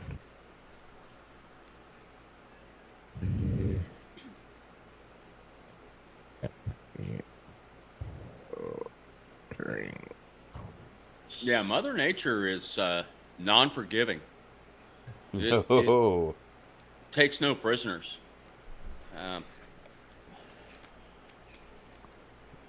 Yeah, we don't fully grasp how violent Mother Nature can be in a very short span of time. We're a little too pampered with our cities and everything. Yeah, we're not used to it. So. Yeah, and unless you've ever been, you know, in it personally, and I've been through several hurricanes and tropical storms and stuff. So, you know, I know exactly what can happen and what Mother Nature can do. And, you know, that's the thing about hurricanes as opposed to tornadoes. Tornadoes are, you know, are kind of short-lived. They come through and they're gone within minutes. Yeah. Mm-hmm. Hurricanes hit you for several days non-stop. Mm-hmm. Yeah. Sustained. Yeah. So interesting. This ABC 7 Chicago has been updated. Here's a preliminary summary of the Davis Junction Belvedere tornado on Friday, March 31st, 2023. This EF1, that was an EF1 tornado across portions of Ogle, Winnebago, and Boone counties and resulted in 1 fatality and 40 injuries in Belvedere due to a roof collapse at the Apollo Theater. So even that was only an EF1. We can actually, National Weather Service, EF1, peak winds 100 miles per hour. It went 27 miles. It was 900 yards wide, 41. So that's the storm track. Only 900 yards wide. That was a pretty small tornado. Yeah. That was one hell of a path, though. 27 miles. Yeah, that's huge. 50-year-old man was the individual that died.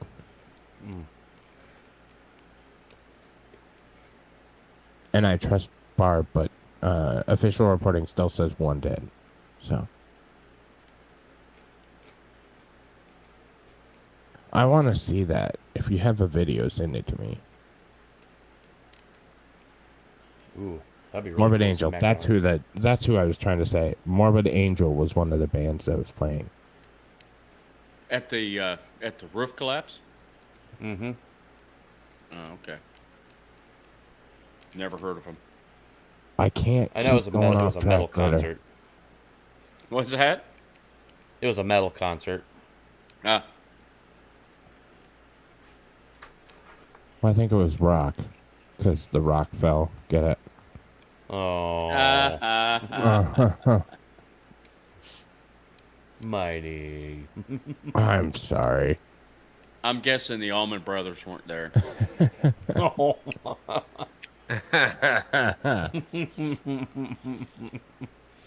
That's a deep cut. Damn it, Glitter. Hey, the Allman Fuck. Brothers, Leonard Skinner. I mean, just great Southern rock bands. They were just freaking awesome. Mm-hmm. Glitter, I'm demodding you after, but just post the fucking link. There, you're modded for a minute. Yeah. Or we hope not.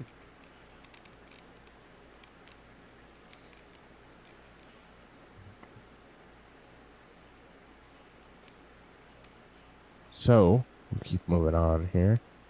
The link is up.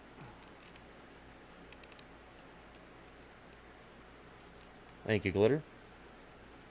Thanks, buddy. What's that link for? I have no idea.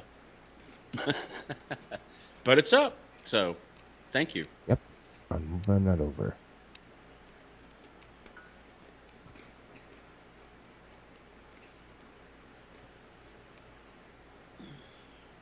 Hi, Curly. See you, Bubba.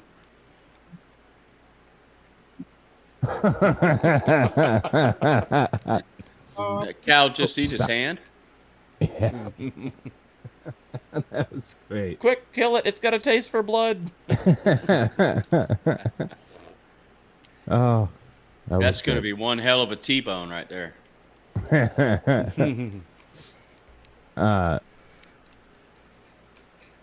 Oh, is that are those your cows? Nice. Just be thankful that man has never mastered the power of Mother Nature. Well, I would. Oh, that's cool, Glitter. I'd beg to differ. I think they did when they created the atomic bomb. Yeah. So man has actually mastered that with nuclear weapons. Glitter said that's his moo-moo. Oh, wow. That's cool. That is a big, adorable grass puppy you have there. Grass puppy. That's what we call cows. All right. I'm getting back on track. You said 5 seconds. Right. That was like a 30-second detour, but worth it. What? I think this is the same tornado in Iowa, Yeah, same but tornado. yeah, just a different Oh, angle. wow, that is just ominous right there. Look at that wall cloud. Yeah. Insane. I think that was the most visually stunning one. Yeah. No, you're fine, buddy. I'm just Tornadoes on the ground.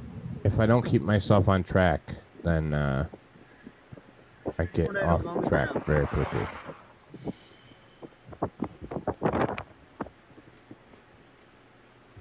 That's insane. I hate when people try and rotate their camera and it's in a different orientation. Well, that means you're guilty of murder if we watch the Murdoch trial. Hocus pocus out of focus. Yep. What was the time of the last rotation of the camera before it was thrown out the window? 6 minutes ago.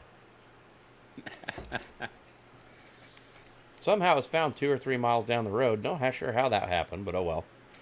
I put Guilty. it there. Yeah. So. Man, I'll tell you what. Oh, no, because I'm going to get off on a tangent. That's... Yeah, no more fucking tangents, Tony. Let's All right. talk about tornadoes. All right. Tornadoes. Keeping All my right, mouth shut. so Sherman, Illinois. This is Oh, shit. so. Here's some damage footage from a drone in Sherman, Illinois. Like can see the. I assume that's the track, but I don't know. Maybe that's just. I don't know where the hell it went, but that's a lot of damage. Look at that. And when was this? Yesterday. Yesterday. Okay. Yep, 12 hours ago is when the full video of the horrific tornado damage left behind in Sullivan sadly killed at least 2 people. Well, that's one of the things, the biggest bitch about tornadoes. Number one, they're usually rain wrapped. So Yep. there's so much rain going on, you can't see them in a lot of them. And the other thing is they predominantly strike at night. Yeah. So Yep. people are either asleep or it's too dark to actually see something coming. Oh, tornadoes at night are like my biggest fear. Oh, yeah. Yeah. Don't trust China. Yeah. China is asshole. Anyways, What? Trump does trust China. China is asshole. Beetlejuice had a mass ejection. No shit. I was Did waiting it for supernova? Wow. I was waiting for a Nazi fact. Well, that's coming later. Beetlejuice had a mass ejection. Did it go supernova? Because Wait, if it went Beetlejuice? Really? supernova, then we're all fucked. Oh shit. Nazi Haven't fags. I've got footage pulled up on my end of the devastation in Sullivan, Indiana, and in I was Covington, going Tennessee. to that next. Okay, I was just letting you know I have that footage if you want Look it. at that. I mean, strewn across the whole fucking their whole life's destroyed. God bless everyone that lost their homes with these storms. Absolutely, Oh, their homes, their absolutely. lives. Yeah. And heart goes out to all of them. And yeah, can I just say something real quick to what is it? Shit, I lost it. Dozer, is that right? Dazzer? Tazzer? Dazer? Yeah. He says after everything Mother Nature uses, we can go back in. You can't do that after the bomb. Okay, well, they did it in Japan. Okay, we're the only nation that's Somehow. ever used a nuclear weapon to date, and Hiroshima and Nagasaki are both thriving cities today. So, Now, I mean, in yeah, the grand scheme it of can be. nuclear, in the grand scheme of nuclear explosives, Hiroshima and Nagasaki are like are literally the smallest, and they were airburst, so they didn't have as much radiation in the ground. They were devastating, though. They were absolutely Oh, yeah. devastating. No question. And of course now Russia, Putin has said that he's moving tactical theater nuclear weapons into Belarus because the U.S. is giving Ukraine depleted uranium rounds for anti-tank rounds, which he says if those are used, then that calls for nuclear war. We're in a really Ryan, you bad seeing time. this from Ekcomer? Yeah, I don't know if he's trolling me, but Jesus Christ, if it did, then fuck nuclear war. We're totally screwed. What's You're that? gonna have to fill me in on Massive that. blast Like of plasma. Betelgeuse is the largest star, the largest close by star. It's 642.5 light years away from Earth. It's in the constellation of Orion. If it goes supernova, we're fucked. Like, it's close enough to do some massive damage to our planet. Can you explain how? Is what I'm saying. Radiation. Well, it'll be the EMP. It will And be an radiation. EMP mixed with a blast wave mixed with, we'll have supercharged particles flying at us at speeds that we could never imagine. Like, it would be probably the end of humanity, literally.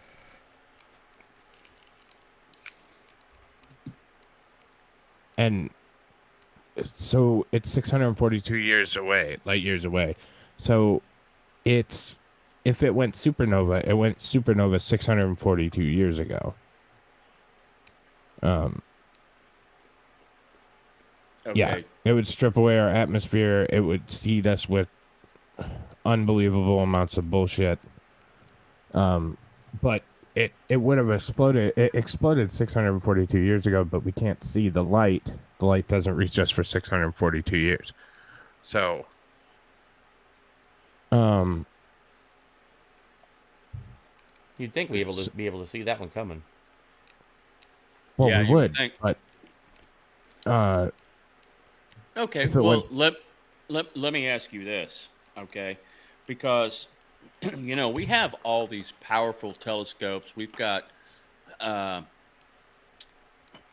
you know, everything out in space and cameras that can record all this stuff. If something happened, like what this guy was talking about, do you think the government would ever tell the people? If they knew, do you Wouldn't think have they would to. tell them? They wouldn't have to, because somebody, there's enough astronomers out there. Somebody would have figured it out and been like, hey guys, FYI. Okay. Well, yeah.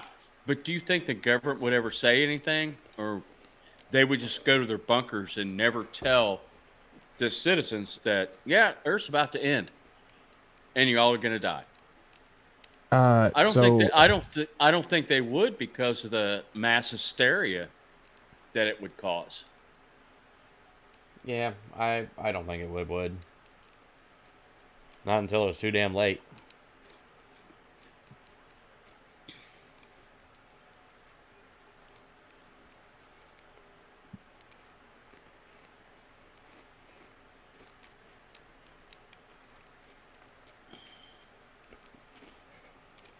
hang on, Yeah. I kind of agree with you. No one would believe. Yeah. True. Well,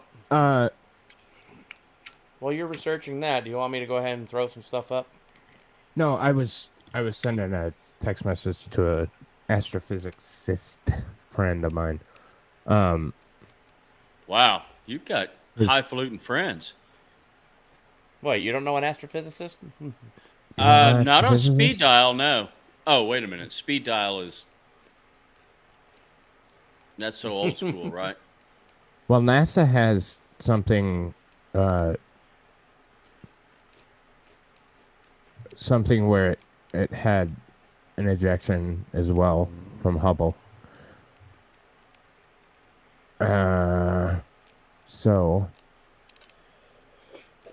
it had a traumatic outburst not too long ago. Actually, one of my Right. old buddies from high school I play D&D with once a month. He actually is an astrophysicist and plays with us. Who's that? A friend of mine from high school. Oh, okay. Yeah, we all grew up together, came up in the same scout troop together, all that. And then he actually became something of himself? As an astrophysicist, although he's an expat now, he doesn't live in the U.S. anymore.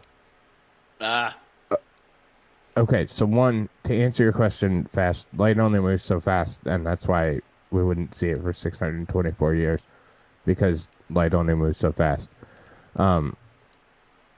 With that being said, there are too many people that are watching the skies that are not associated with the federal government that somebody would know. Somebody would know something. Mm-hmm. Yes. Yeah, absolutely. But again, like somebody said in the comments, no one would believe it. Well, I believe it.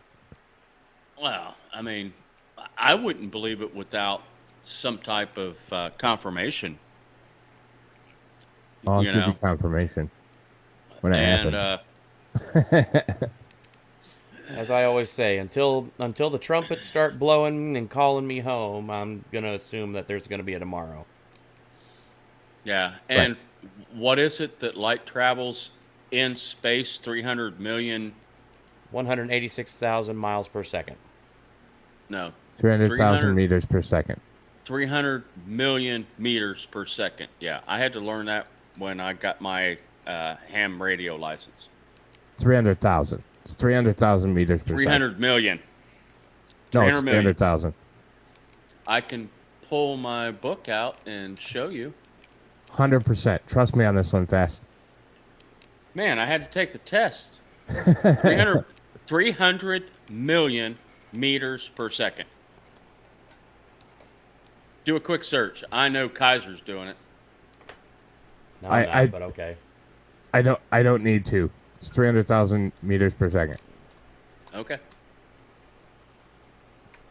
You will Meters fail per your second. amateur. All right, speed of light is In space. 300,000 meters per second. 300 million. 300 million.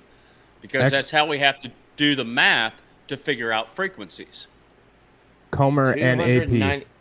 299,792,458 meters per second. No. Where are you looking? Google. I wouldn't trust Google. Yeah. Damn, I'm gonna have to get out my. Are we going to talk about? We're going to talk about tornadoes. We're going to bitch about the Yeah, speed exactly. Of light. God damn it! Stop getting off track. Ow! I'm not wrong.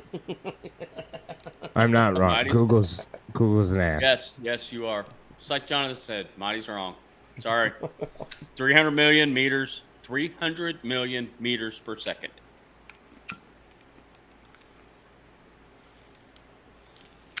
And that's why we use 300 to do the math to define the frequency of an airwave. Okay, so if we want to be accurate, speed of light is variable. So no, this is in space. Right, it's still variable because space is a fluid. The speed of light is not a constant, and I can show you 150 different papers on that one. It's not a constant. It is not constant. That's the speed of light in our current gravity, of course. So, wait, light has gravitational implications? Light has gravitational implications because it is a particle. A photon is a particle that is interacting with other things, and space is not a vacuum with nothing in it. Space is a fluid. Space is a fluid because there are particles. They may not be as closely arranged as other, but it is still a fluid. Are y'all done with your space dick measuring contest? I'm just saying it's not a constant. Trust me. No, I'm not a constant. Definitely. Yeah, I mean, I'm not an astrophysicist, so I'll yield. Thank to you, that. Mystic. We're trying, or at least I'm trying here. Back on topic. Roll the video. Roll that beautiful bean footage.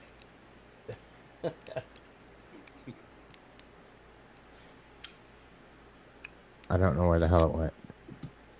It's literally on the fucking screen. Well, it's on a different one. Why is it on a different one, Mighty? Because I'm looking at shit. NASA Why are said you looking at shit that's 300,000. not the stream, Mighty? NASA says 300,000, but I will digress to the chat who's going back and forth. I fucking hit play. Are we going to do this shit again? Oh, shit. That's just a massive area right there. That's Sullivan, Indiana. No shit. Yep. Fuck.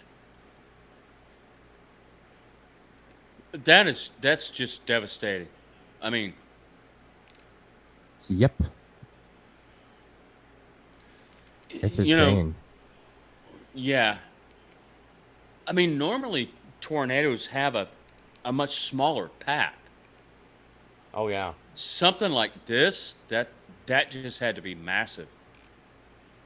Let me see if I can find any information on it here.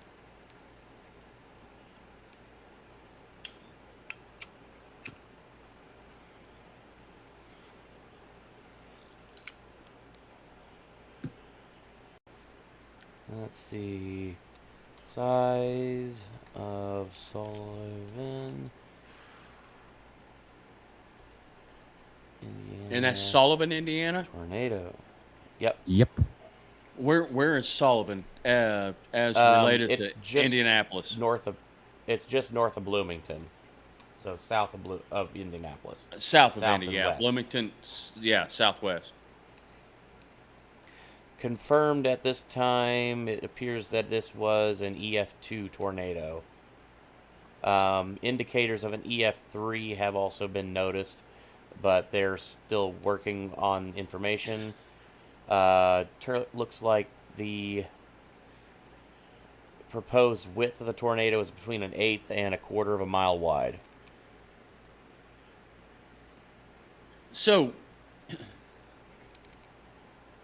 I guess the EF is determined by the wind speed, is that right? But wind speed and damage on the ground. Okay, but not the basically the width of the tornado?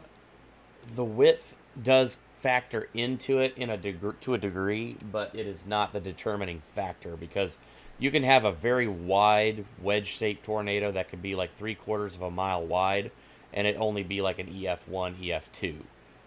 Well, how wide was this one? Because it looks like it did a shit ton of damage. This says between 1/8 and 1/4 of a mile wide. Wow. That's just a lot of fucking destruction right there. Oh yeah. Absolutely. I mean, it looks like an entire town is basically wiped out. According to WTHR, currently Sullivan, there are 3 dead, at least 8 injured. Wow. That's actually amazing. Yeah, that was confirmed by WTHR, Channel 13 in Indiana. I mean, with that State much of emergency destruction has been declared. With that much destruction and only 3 people dead, it's amazing. Yeah. That's what I was saying. The warning systems and stuff like that are insane. but we just saw in Mississippi 28 died in that tornado a couple of days ago. Yeah, that's true. That one was also an EF4 tornado, though. This was an EF2. Yeah, but what was the path of destruction between the two? Mm-hmm. I'm just saying. Yeah. I will. Yeah. And I mean the main factor to keep in mind here is the reason that the deaths by tornadoes are dropping so drastically is because of early warning systems. I mean, let's go back and talk about the tri-state tornado of the 70s. Tri-state tornado. It was. You weren't alive then. I was. No, I wasn't alive then. The EF system is flawed. That's what I was saying. It just goes by wind speed. It doesn't.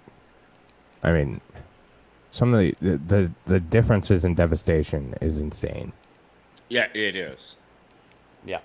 You know, because you have the width of that tornadic activity. You know, it could be a half a mile wide and be an EF1. Right. Well, it's going to do devastation.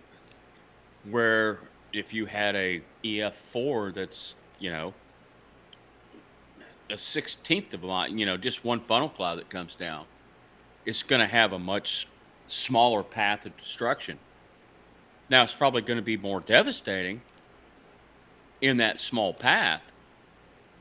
But when you have something that's a half a mile wide, it's you know, And EF1 is just going to be devastating. Yeah.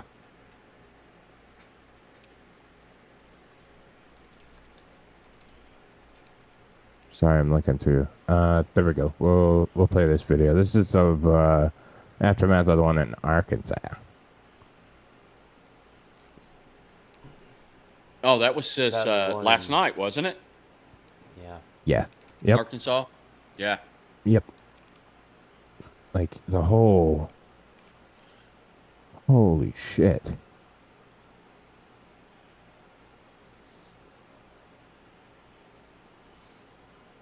Yep. And I apologize. Apparently, the tri-state tornado outbreak I was talking about was 1925, not 1975. I Yeah, remember there was a tri-state tornado that came in the 70s. I can't find anything of it, but yeah, the tri-state tornado of 1925 was on March 18th of 1925.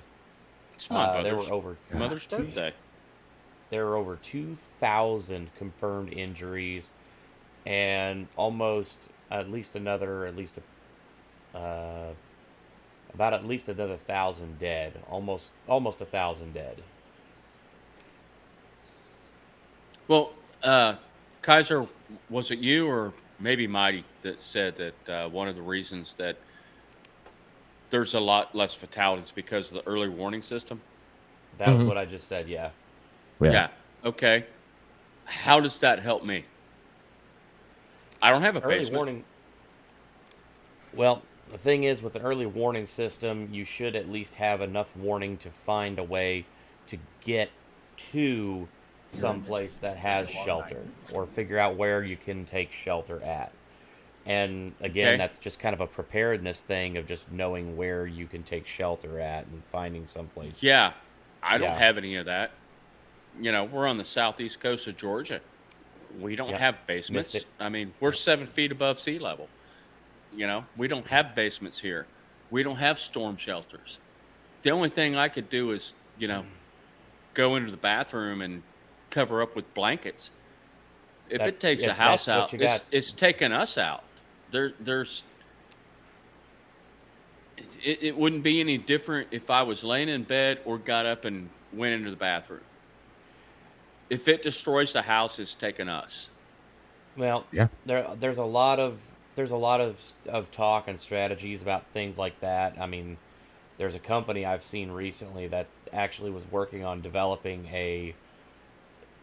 an actual platform for storm chasers in the field where they could literally just basically put this thing over themselves and drop to the ground, and it would basically allow the tornado to roll over them without harming them. The science is pretty wild on it, but yeah, it was one of those extreme kind of like test bed ideas. But I do know that there are people trying to develop technologies for that. There are tornado-proof rooms and like little things you can buy for your house that are reinforced that will withstand a tornado, and you can have them installed. They're everywhere. You can also just use a belt wrapped around the plumbing, like in the movie. Apparently so, because they did that in the movie Twister. Yeah, Twister. Hey, Mighty, if you're gonna say jokes like that, you might want to put your banner or your ticker going. Nothing we say constitutes advice in any way. We are for jokes and entertainment only. Absolutely. Oh, who was in that movie, Twister? Bill Paxton. I forget the lady's name was. Yeah. Some whore. God bless Bill Paxton. Some whore. Seriously? Mighty? Seriously? Wow. Or go somewhere out of the path of the tornado if you have enough early warning. And you know which direction it's coming from. That's the other thing. Well, and I think he's saying after the early warning systems get better and better, then you can plot the path with some degree of certainty and get out of the way. Yeah. Mm-hmm. Yeah, so are you saying leave your home, get in a vehicle, and try to drive away from the tornado? Is that what they're saying? Yeah, I mean, if the warning system gets better, there you go. Okay. So Helen it's Hunt. Helen Hunt. That's Yes. his- yeah. Yep. Yeah. That was the actress. Yeah. Well, if a tornado's coming, I'm not gonna grab my dog, cat, my wife, all of our emergency shit, get in a vehicle at 0 dark 30 and try to drive away from a tornado. No, not gonna happen. Because you're worse off in a vehicle than you are in your house. That's a proven fact. Yeah. Even if the tornado, it doesn't get you. I mean, the winds coming off the tornado can still flip you. Absolutely. Absolutely. Couldn't You we know, just that's turn it- why. Oh, Well, go ahead. I was just gonna say that's just, you know, if you're in a vehicle and a tornado's coming, you know, you need to get out of it, get under an underpass, or get out of your vehicle and lie flat in a ditch. That's much better than ever being in your vehicle trying to outrun a tornado. Yeah, Yeah. absolutely. Could we just turn a giant fan on and spin the air the opposite direction and stop it? As long as you Big introduce fucking heat, fan. then you'd be fine. Yeah. Do that next time, Sleazy, and let me know. See if you can Dog, find a couple cat, of then J58s off of a SR-71. Yeah. Just some jet exhaust. You know, those things probably caused some tornadoes. Those were that was just those were just awesome jets. And you know, we hear talk about SR-72 coming out. Believe it when I see it. Yep. Yeah. Yeah. Yeah, as my wife just said, yeah, we get the dishes, we got alligators, so now we're wrestling. Look, I never said it was a great plan. I just said it was a plan. Oh shit, there's a tornado. Oh shit, I'm wrestling a gator. And it's kind of funny because when she mentions that a couple of years ago, you know, my shop here that you see, we had a gator roll up into right outside of the garage. Fuck outside that. of No. our door. Yeah.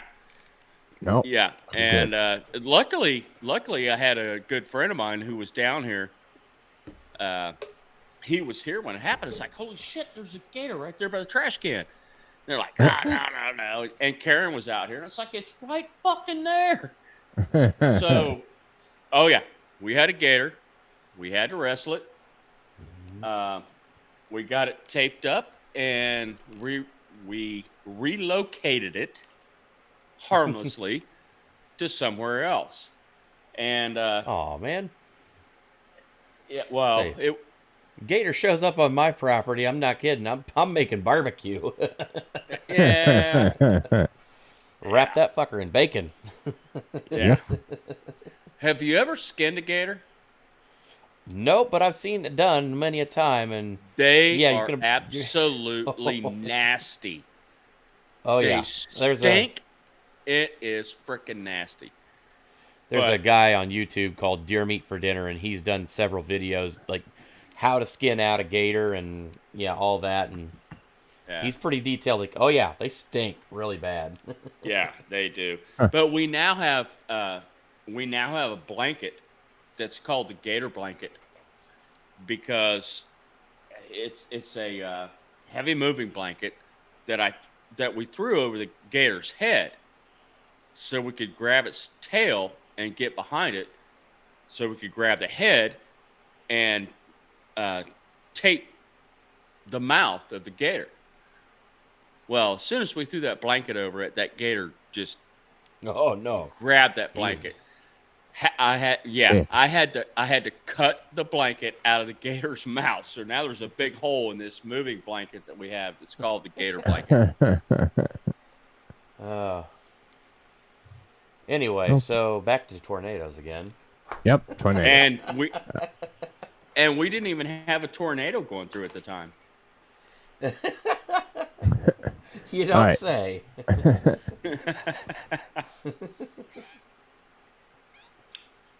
All right, so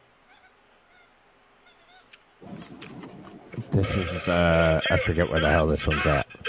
Oh shit!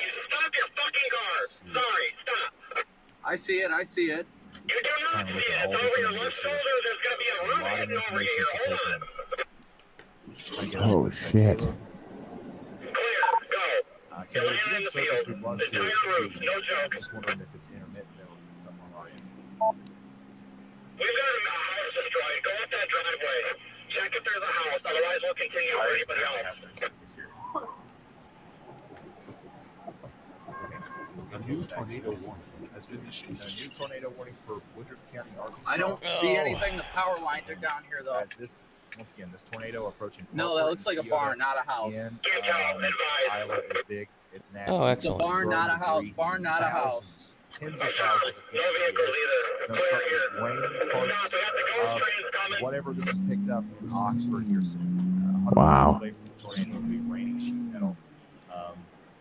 That's how strong this tornado is. A new tornado warning has been issued.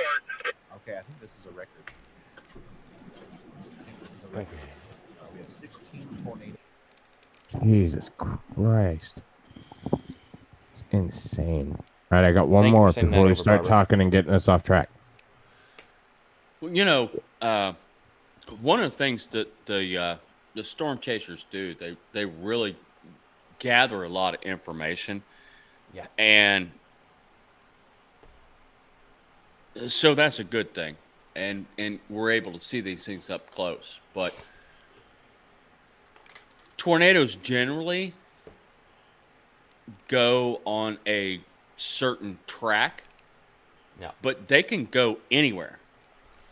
Yeah. They can move, change directions. It's a whole whirlwind of chaos to begin with. So, you know, they don't go in a straight line necessarily. Right. All right, next video. Shit, I forgot where this one was at. Let me check. Iowa. Yep.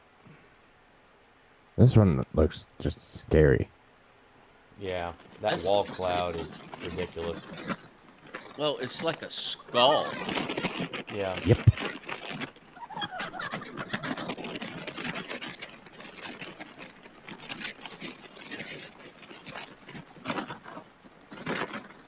Man, that thing is just huge. Mm-hmm. That's the same tornado we saw earlier that I showed, the one from Iowa. Yeah. Okay, I lied. I got a couple more videos. I That's forgot. fine. I got a couple saved up for you, so whenever you're done. Okay. I got this one and then I have about 5 minutes of video left. Significant damage to parts of central Indiana, and one of the hardest hit areas is that of Whiteland. Yeah, we just see the images continue to pour in from down there. We're hearing a lot of just really bad information from out there and how significant the damage was. That is where we find our Fox 59's Hannah Fullman. She is in Whiteland. An update on the damage. Hannah, we are just seeing these pictures. It seems really bad. Never any damage what in are you Blackland. seeing from your vantage point there? Now, it is really devastating out here. We're learning just how extensive the damage is here. Just take a look behind me. That is one of 47 utility poles down in Whiteland right now. We're also learning that there are 10 to 15 homes that are collapsed and are unlivable. There's damage to the fire station, and power lines are down completely everywhere in this area. We learned all this information from the fire chief just over an hour ago. You can see it's just devastating out here. Now, Sheriff Dwayne Burgess said last night's storm did leave several people trapped in their homes, but as of right now, everyone is safe and is accounted for. There are no reported injuries at this point, just extensive damage throughout the area. Now, crews are working hard to restore power and clean up some of this damage. And we would take you down the road a bit to see some more of that extensive damage, but right now, all the roadways are blocked off, so we can't get anywhere further from here, but we're going to try to get there later in the day and give you more updates on the web. Skip ahead. Now, Look at as the the morning trucks. continues, Yeah. we're going to see Damn. more crews coming here to help restore power and clean up some of that damage. Now, if you are one of those folks that are at Okay, home enough with and you. need Hey, Kaiser, some where's damage. Whiteland? Whiteland. That was. Let's see. Whiteland is. I had to remember because I don't remember. I think I've. So it's actually due south of Indianapolis. It's actually just south of Greenwood if you go down 31. Okay. Gotcha. Yeah, so if you just go straight down from Indianapolis, yeah, it's almost, yeah, just southeast. Gotcha. Yeah. That's where I thought it was, but yeah. So it's actually kind of close to Greenwood? Yeah, it's actually right there on 31 between Greenwood and Whiteland. It's closer to Greenwood. Gotcha. Also, Greenwood, for those of you who don't know, was actually where a certain Elisha Dickens stopped a mass incident from happening and coined the Dickens drill. 8 shots on target with a handgun at 40 yards, and 8 out of 10 shots have to hit. Oh, I thought that was in the Greenwood Mall. Yeah, it was in the Greenwood Park Mall. Oh, okay. It's part of, which is part of Greenwood. Yeah, gotcha. Yeah, that guy. I spent he was, many a day in my youth at that mall. Mm-hmm. It was actually kind of funny when they showed the pictures of the corpse of the shooter there. I instantly knew where that was because I knew the tile on the floor. Yeah. Yeah, I've been in that mall, but it's been frickin' decades ago. And yeah, that's quite an amazing story.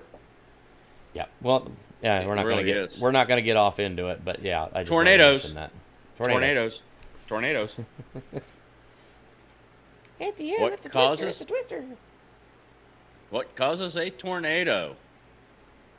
Are we ready, gentlemen? Yes. Roll. Yes, sir. Oh, there's some. Roll your beautiful bean footage. Barb just sent me a video. Hang on. Let's see what this one is.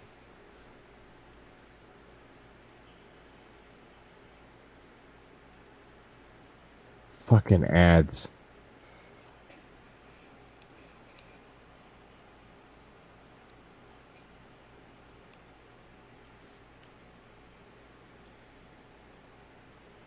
Oh yeah, I think this is the This is video you were show.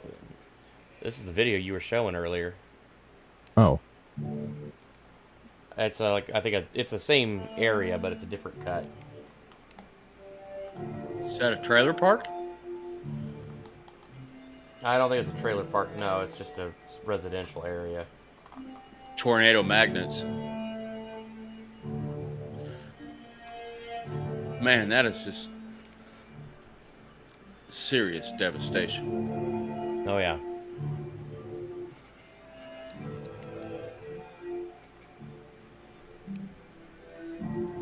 Actually, that looked like a trailer park.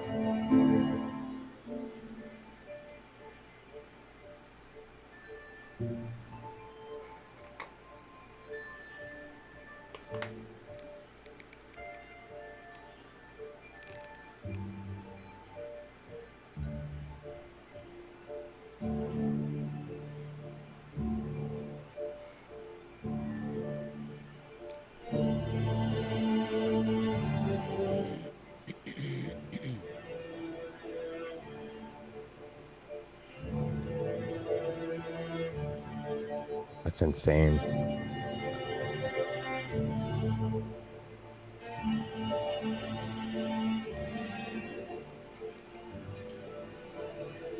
Can I just say, if you're ever doing footage like this, don't put music over it. It's just tacky. Yeah, no kidding.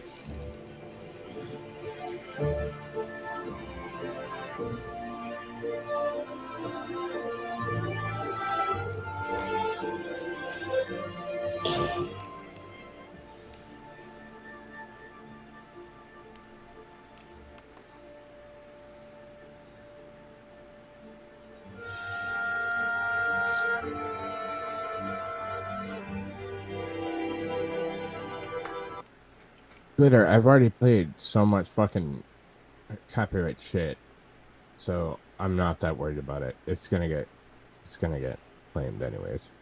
Oh, I don't think we were concerned about any kind of copyright. I think it was just more of like, we don't want, somebody layering music over pictures of devastation like this. Yeah. Oh. So, what makes a tornado? Give us the science, Mighty. In a second. Okay. Am I jumping the gun? No, that's fine. So we'll watch this last video I have queued up here. So, what's a tornado? Basically. It's from Noah, I believe. What causes a tornado? Noah. He had the ark, right? Are easily recognized. NOAA, different Noah. Very dangerous. Oh, sorry. But what causes these unique and violent No, weather same guy. phenomena? Tornadoes usually begin with a thunderstorm, but not just any thunderstorm, a specific kind of rotating thunderstorm called a supercell. They can bring damaging hail, strong winds, lightning, and flash floods. Supercells form when air becomes very unstable and wind speed and direction are different at different altitudes. This condition is called wind shear. Wind shear is common in the formation of most thunderstorms. When wind at ground level is blowing in one direction and wind higher up in the atmosphere blows in a different direction, it can cause a horizontal tube of air to form. In a thunderstorm, warm air rises up within the storm. This is called an updraft.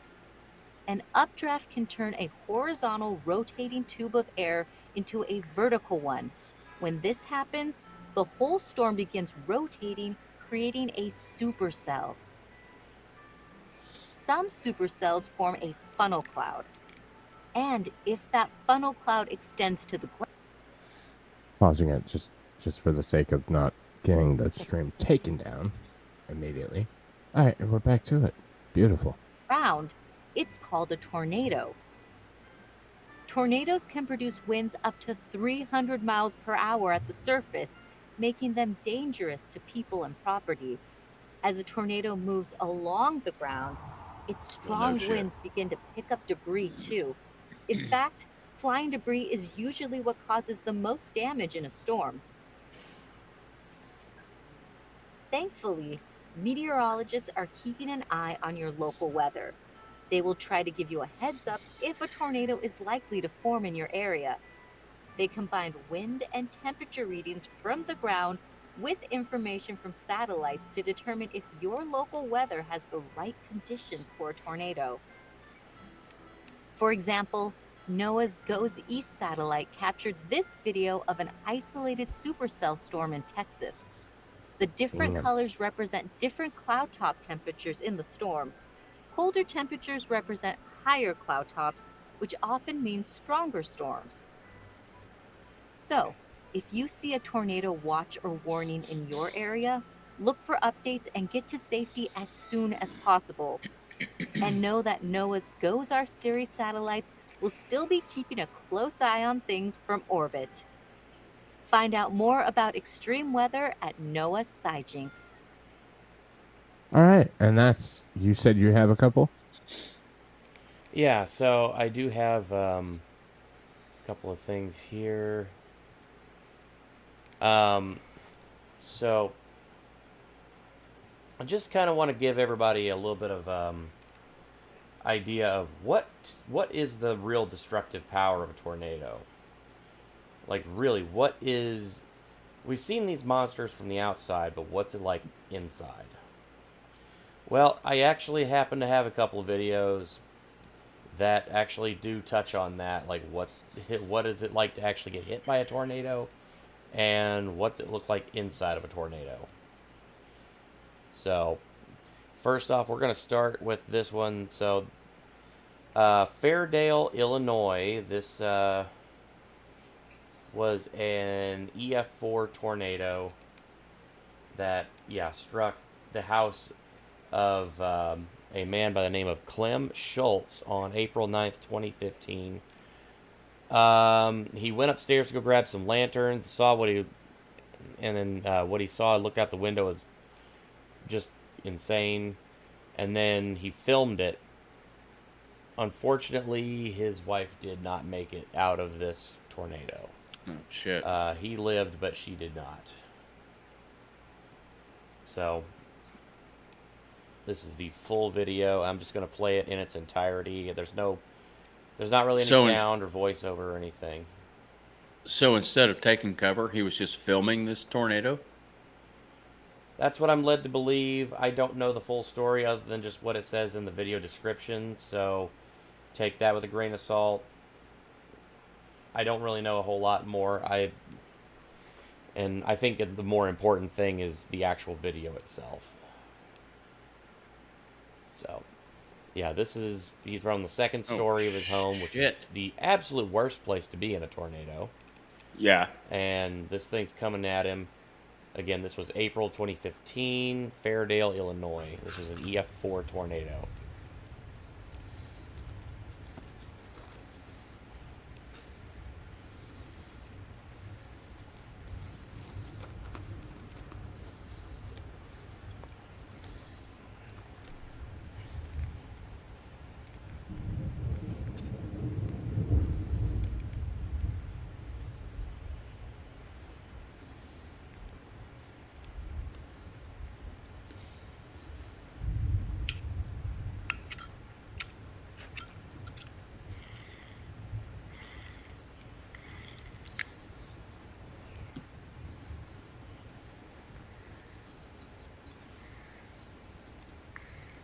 And FYI, this video is about 3 minutes long.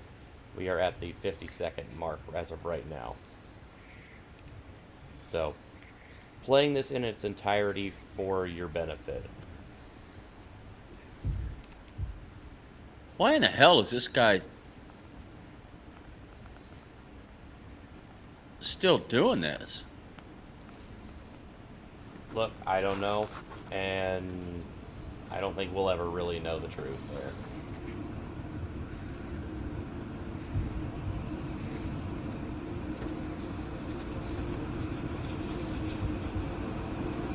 Yep, there goes the power. Watch the house across the street.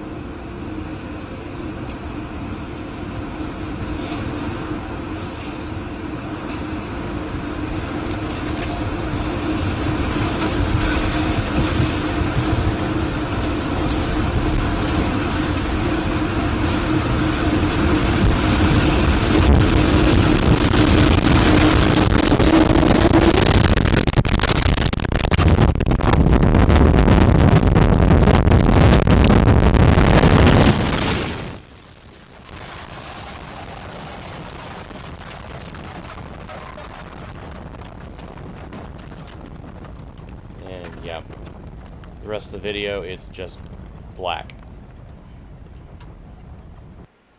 That's it. But yeah, so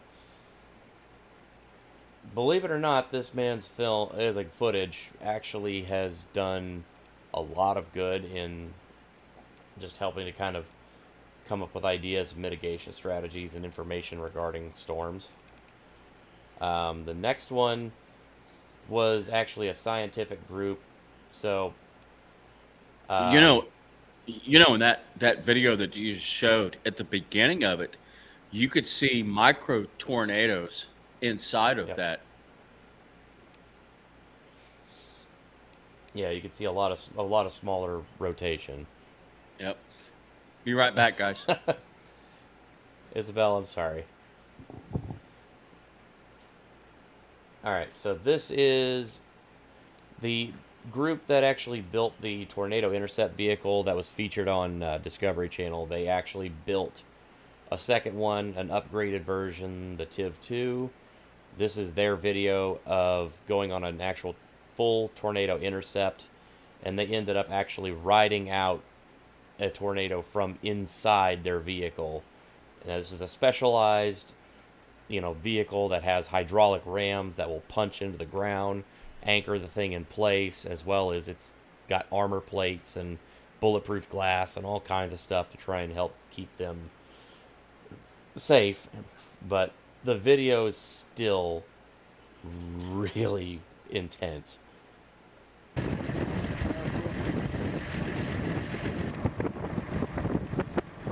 And I'm just going to play it in its entirety because, this is all just, I might pause here, but I'll talk over a little bit as needed.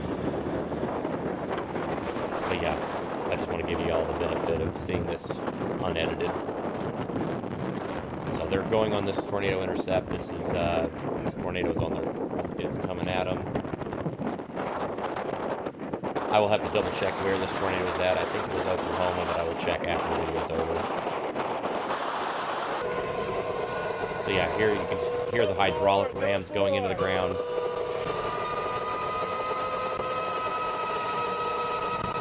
They're anchored in place.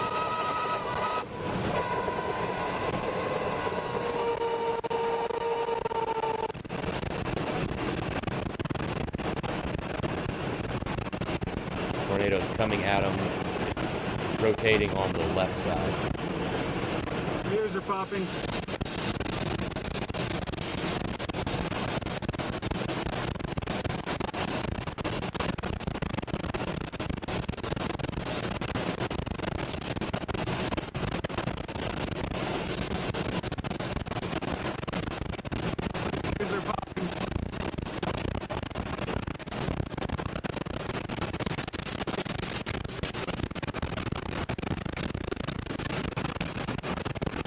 Imagine how loud it is inside of that. Oh man! And I've got the video volume way down, and you're gonna see here in just a moment something's gonna actually hit the windshield and spark off of it.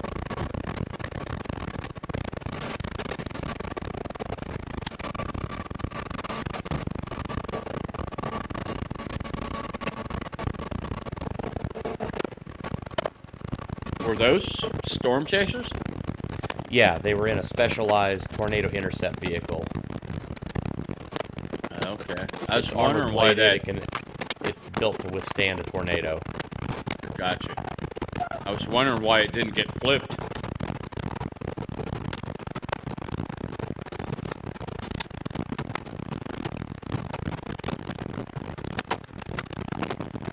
Oop, there it went. Something hit the windshield so hard it just sparked.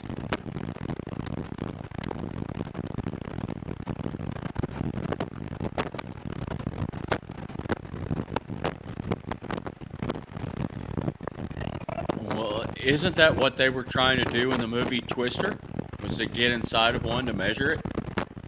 Yeah, but they were actually trying to find a way to deploy, like, basically these little radio drones inside of it to map it out.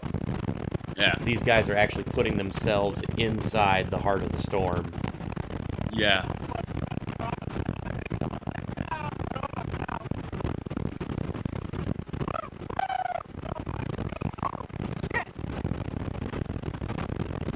So what keeps that vehicle from being flipped?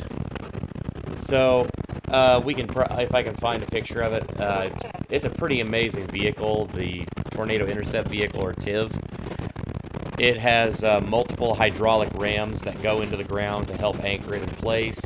It's got bulletproof glass and angled armor plates that help to kind of turn it into like a dome or even kind of a triangular shape to help wind go over the top of it. So it is a vehicle purpose-built to drive into and survive a tornado.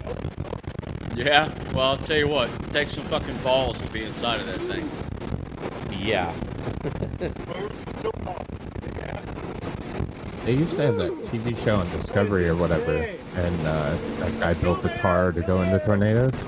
Yeah, this is the same group of guys. This is actually after the Discovery show ended. They ended up building a new vehicle, upgrading everything that they had learned, and building a more sophisticated version of it. Oh, cool. I mean, I'd do that just for shits and grins, but I think they've actually started, that's if just not me. completed, their third iteration of the TIV. I don't know any more than that right now, but I'm trying to find like the actual pictures of like the aftermath of it. Because yeah, there was like actual bits of steel that got like corrugated steel that got wrapped around that vehicle. It's crazy. Do you have pictures of the vehicle? I'm working on it right now. Roger that.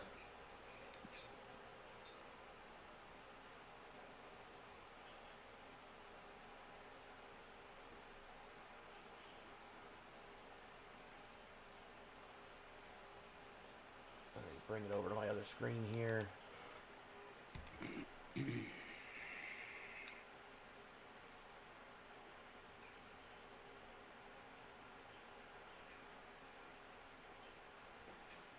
Okay, so it's this is a more edited compilation, but this is a full video that does also show the TIV, like the way it's designed. So here we are. So that is the Tornado Intercept vehicle. Oh, wow. Yeah. If I remember right, it's built off of a Ford F-350 diesel chassis and has all this armor plating and everything built onto it. And then you see the two of the hydraulic rams that will anchor it down to the ground. And those armor plates on the front and sides will actually raise up and then drop down whenever they need to go in place. You see the two more rams on the back. They have an actual camera turret on top that is bulletproof. And I want one of those. All the other. This thing is a tank. Yeah, I want one of those, and I want a 50 cal mounted on top. Why have one when you could have two with that turret? Oh, absolutely. Absolutely. Yeah, I definitely want one of those. Yep. I think the one thing they complained about most about whenever they were going on intercepts with this thing was just it sucks gas. Yeah.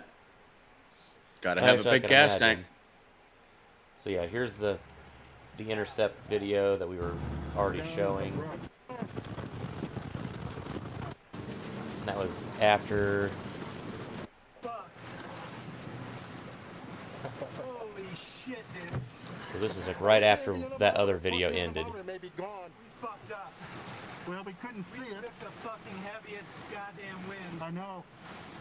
Well, heavy. You don't know. Heavy. That would be some shit to go through right there. Oh, being yeah. that vehicle and go through a tornado direct hit. Look at that. I mean, the tower they put on top, the weather and wind measurements, just got smashed and had a piece of corrugated steel wrapped on it. Wow.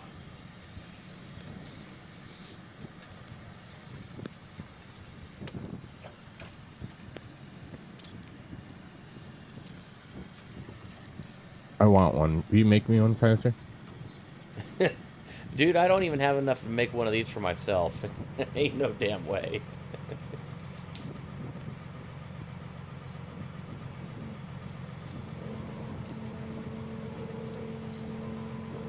Pulling back the hydraulic rams. Man, that's crazy. I definitely want one of those. Gotta love that diesel sound. Mm-hmm. mean, seriously, how hard could it be? Well, I mean, you know, And by the they way, just guys, needed a giant ass research grant. yeah, diesels don't take gas. For all the guys in the chat. I got those spikes in all the way. Those spikes went all the way. Are you videotaping? Yeah, my camera's messed up. Those spikes went all the way that time. Oh man, I want one of those. I'm glad that didn't hit us. That thing in the road. We got a dent here and the paint's gone. We got hit by stuff. Look at that hit. We took a lot of hits. Yeah.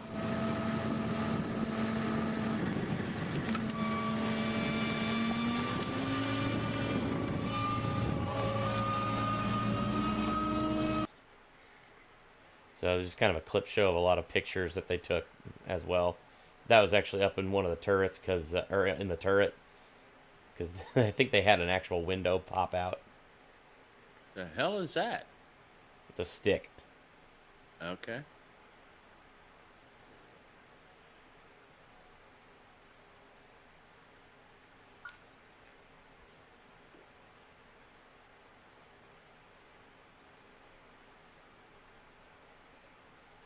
It's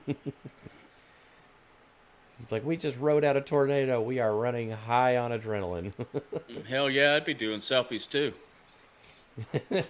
After just going through a tornado, I mean, that's that right there. That's some bar material to try out later. Mm-hmm.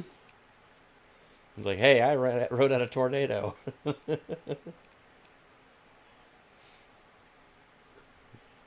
All the grass and hay everywhere that's just pelted all over the place.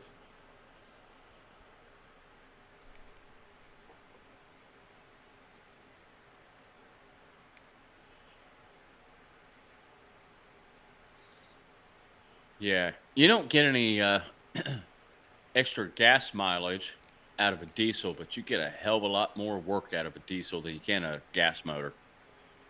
And that was the main reason why they said because the first version of the TIV was gasoline, and they had a lot of issues. And so the second version, they decided to upgrade to a diesel, so that way they could get more torque, more power out of it, as well as... Yeah. They would get a whole lot more work out of the thing, because the second version had to be heavier than the first, and I think it was heavier by almost 6,000 pounds. Oh wow, 6,000 pounds for a vehicle is huge. 6,000 pounds heavier. Yeah, exactly. And what was it to begin with? Yeah, the original TIV was somewhere in the ballpark of about almost, I think, 3 or 4. God, I gotta check now. So you're talking about almost a 10,000 pound vehicle. Oh, almost, yeah, if not. Yeah. So the Tornado Intercept vehicle, the very first one was 14 feet long, powered by a 7.3 liter Power Stroke diesel, and had a curb weight of 14,000 pounds. Wow. Now, that was the first one? That one? was the TIV 1. The TIV 2, let's see here.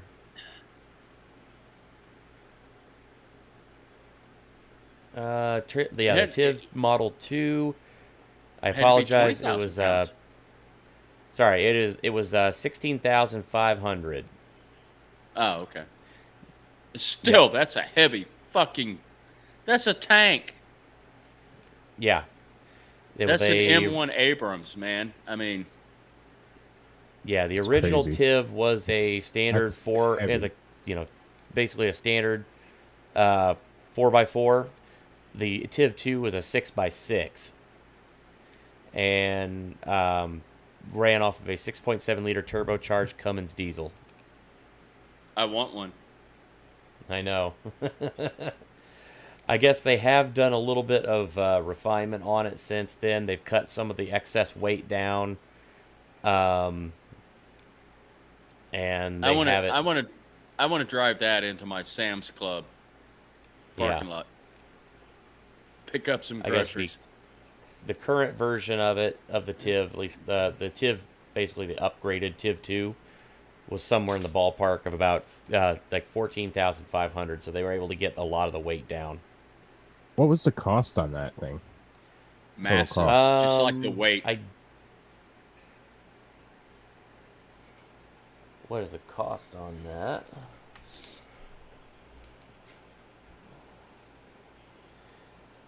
Say, built to drive into a tornado. Work began in 2003 for the TIV 1. Took 8 months to finish. No exact cost is determined, but it is estimated to be about $80,000. That was the TIV Model 1. It's a hell of a lot more than that now, I guarantee you. Yeah, again, the TIV 2, they don't know exactly how much it cost, but it was in the ballpark about $85,000 to build and upgrade. No way. It's got to be more than that. Well, I think a lot of it you can buy a new frickin' GMC 4-wheel drive for $80,000. Well, you have to also remember this was the first version of it was started construction in 2003. Oh, and then okay. Yeah, the TIV Model 2 was between I think 2014 and 2015 I think. The dollar stretched a little further back then, and I also do know that they got a lot of deals and working with sponsorships and also grant money. Now, that was an estimated cost, as it mentioned. They don't know exactly how much it cost. Yeah, I'm thinking in the neighborhood of 300,000 at a minimum. I was gonna ballpark 120. Oh, the steel is 120. What's that? I said the steel in that pitch is 120 grand. Oh yeah, no shit. And the glass and the hydraulic rams and the electronics they had in that thing. I mean, that's a multi-$100,000 vehicle right there. Yeah, you would think so, for sure. Yeah. But I want one. I want one. Well, build one. You got a workshop? Shit. I'm sure you can weld. Yeah. Yeah. I just can't afford the... I don't know. Maybe I could do that over my Toyota Tundra. There you go. Yeah, why not? Well, it's gas. It's not diesel. Just swap the engine. Yeah. Well, if you need a hookup at Cummins, I know a guy that used to work there, and he's got some insiders. You know, that would be awesome. To build a vehicle like that over a CJ7, swap the motor out to a Cummins diesel and a 5-speed, mount twin 50s on top, and just drive it around town. Well, I've seen there's a guy who he goes to the Big Sandy every year, and the Big Sandy machine gun shoot, and it's one of the last surviving ones, but it was a World War II quad mount turret basically for 450 cals that was designed to be used as an anti-aircraft weapon. And he mounted it on the back of a trailer, and yeah, it's nicknamed the Meat Chopper. Oh wow! Does he go to the? Does he go to the Kentucky? Kentucky has a annual automatic rifle Yeah, he goes roundup. up. Yeah, I've seen this guy's thing. He might be at the one in Kentucky, but I know that he has also taken it out to Big Sandy out in the desert. But one of the videos I've seen him use it in, I mean, it was rain and forest, so I mean, Kentucky sounds about right. Yeah. Knob Creek. Of course, that place almost got shut down a few years ago when they had the unfortunate accident of a teen who actually killed themselves on the range. Oh, geez, I didn't heard that one. Oh no, this was a young teen. I believe it was a female. I'm not sure. And they were shooting an automatic rifle, and whatever they were shooting, recoil got away, and it came right back and shot him in the head. Yeah. I mean, I'm sure you can look that up, but yeah, that almost shut down that place in Kentucky. So they have an annual machine gun fest in Kentucky somewhere. I'm not sure where it's at. Yeah. Yeah. AP was saying that the Knob Creek FA shoot. Knob Creek, yeah. Knob Creek. Yep. Yep.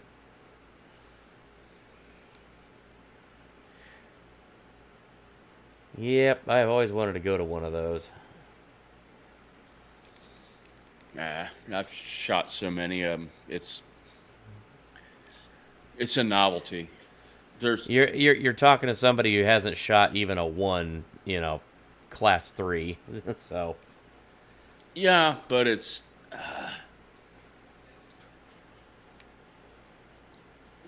just fully automatic weapons are not purposeful. They don't, even in combat, they're the only time a fully automatic weapon is purposeful is if you're in final protective fire. Yeah. Meaning you're in a defensive position and you are about to be overrun by a superior force. And that's you need to get as much lead down range as possible. That's all you're doing. But you have to understand at the same time, you're throwing a lot of ammo out there. You need ammo to reload those guns. Right. So it's a last ditch effort is final protective fire. And quite frankly, a semi-automatic rifle is just as effective unless you're employing a machine gun. An M60 or a M-Deuce 50 cal or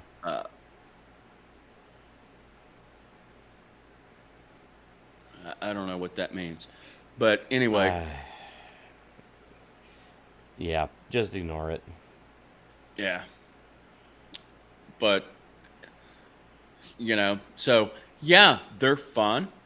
But they're also, depending on what you're shooting as a full automatic rifle, they can be difficult to control because of the recoil. I don't know if, you shoot a Thompson machine gun, for example. It's just a 45 caliber ACP, a handgun round. But you shoot it through a Thompson machine gun, the recoil is actually it's not hard to control, but it's a lot more difficult to control than you would think because of the whole reciprocating mass of that bolt coming back. They're fun to shoot, but it's not practical. All right, back to tornadoes. I got off topic. Back to tornadoes. It's okay. I don't know if Mighty's got anything else, but I'm out of material. Yeah, no, I was just letting you guys talk on whatever to wrap us all up here. So I'm content. I think we covered, most of the bad storms. It was a rough night for many, and our hearts go out to those who were affected by it. So. Okay, so here's my question. We had the tornado go through Mississippi 2 days ago, and then the one you were showing tonight was Arkansas that happened last night. Do we have more bad weather coming through anywhere? So as of right now on the, let me see here. I love you too, Glare Fart. You can be harsh at times, but I still love you.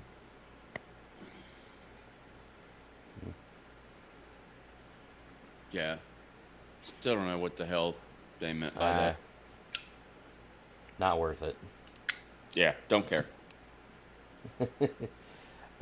So looks like Tuesday into Wednesday we're supposed to get some more weather according to what I'm looking at on my scope here. I have seen some things pop up saying that this next round has pretty similar potential, but of course a lot can happen between now and then. And that's coming up when? Probably about, looks like Tuesday afternoon, evening, and then into Wednesday. Okay. Say that. What's going to be really, one of the other reasons why I think that there's a lot of potential there is that Tuesday, when this thing's supposed to roll through, Tuesday, afternoon, evening, I think. Thunderstorms potential. Yeah, Tuesday night is whenever it's supposed to get really bad. But like the daytime temperature on Tuesday is going to be 74, which is really warm here right now. Yeah. And the ground is, because of just all the snow and everything melt off that we had, and then the current situation with all of the rain that we've had, because we had like a rainstorm roll through about maybe 2 weeks ago that dumped like 4 inches of rain. Really? Oh, it was ridiculous. Dumped like legit dumped like 4 inches of rain. Wow. And looks like because I mean that with all that, I mean 70, it's going to get up really warm. It's about 74 degrees, maybe even higher, and then the ground is just saturated with water, so it's going to create a lot of moisture in the atmosphere. And then you're talking about this big warm mass of air that's sitting over us, and we're going to have a cold front roll through on top of that. Yeah, it's definitely got potential to be pretty rough. So I'm definitely looking out ahead right now. Hopefully it'll just be another, knock on wood and be okay.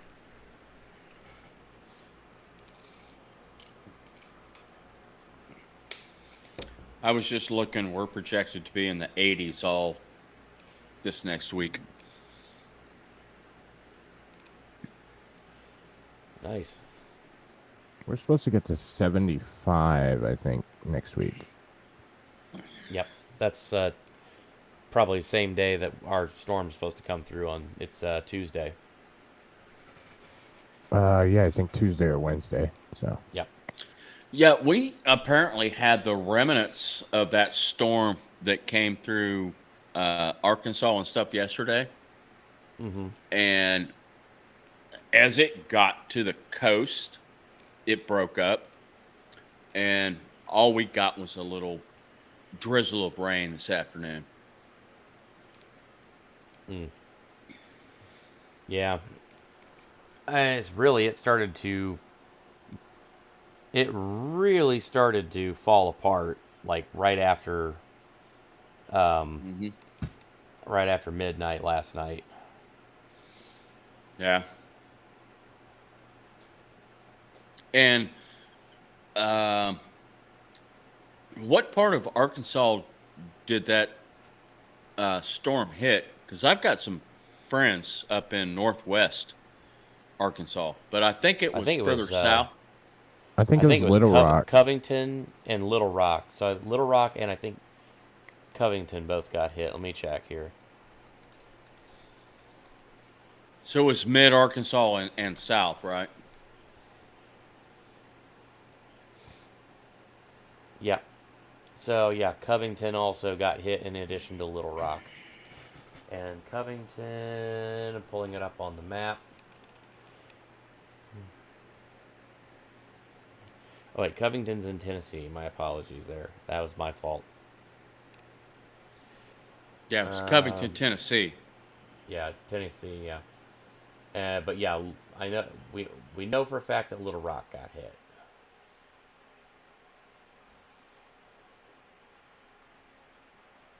But Little Rock is pretty much central Arkansas. Let's see. Little Rock, Arkansas. Yeah. That's right smack dab in the middle of Arkansas. That sucks, Shenny. Yeah, I know they were just starting to get hit when everybody was kind of signing off for the night, so.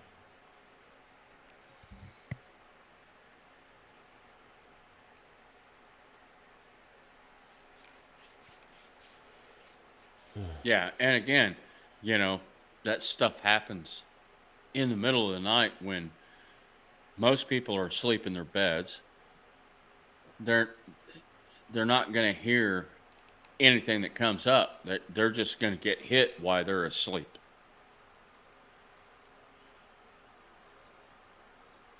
Yep, that's why I always tell folks, if you know storms are coming and whatnot, always, if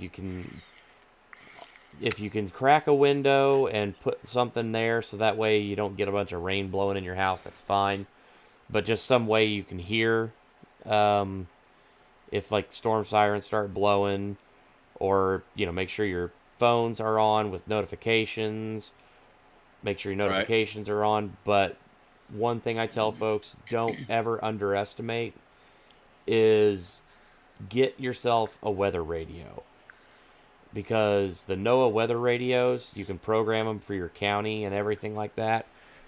A lot of times I've seen where the warnings will go out on the weather radios, but they won't go out on phones and other stuff, or they may not even, get the sirens turned on in time. But that weather radio will give you an extra bit of, advice ahead of time, because they're directly...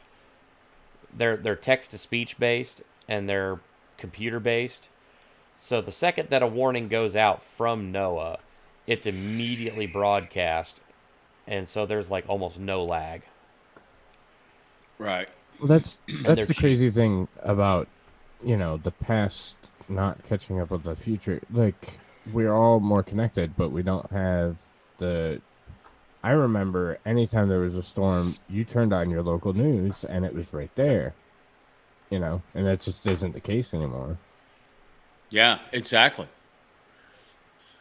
Exactly. And what going back to what Kaiser was saying is that, if you have, and that there is impeding bad weather, don't go to sleep. Yeah. Stay up and monitor what's going on. Well, that's what I'm saying. And not that the news doesn't cover it. That's not at all what they're saying. It's a lot of people don't have fucking television anymore. And then, so they just sit there and, Well, they're watching a movie on Netflix or whatever. Right. Or everybody goes to sleep and, Yeah. It used to flash across your TV, and you used to have the, urgent warnings and all that. Yep. Yeah, So- that's back when we had 3 channels. Yeah. Yep. Yeah. That doesn't happen anymore. So, and of course now, on your cell phone, if you have alerts turned on, like a weather app or something like that, your phone will go off and tell you that there's a tornado warning or something in your area. But my phone goes off so damn much, I don't check it. I know. No shit.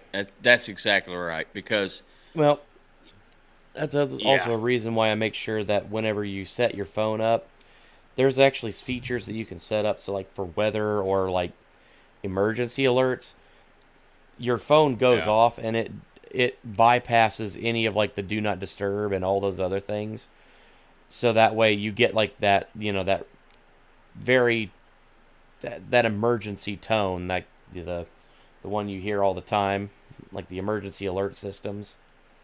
Oh, what was it? I think Trump was in office when this happened. When they did an emergency alert to every phone in the U.S. Remember that? I think they tested it, yeah. Yeah.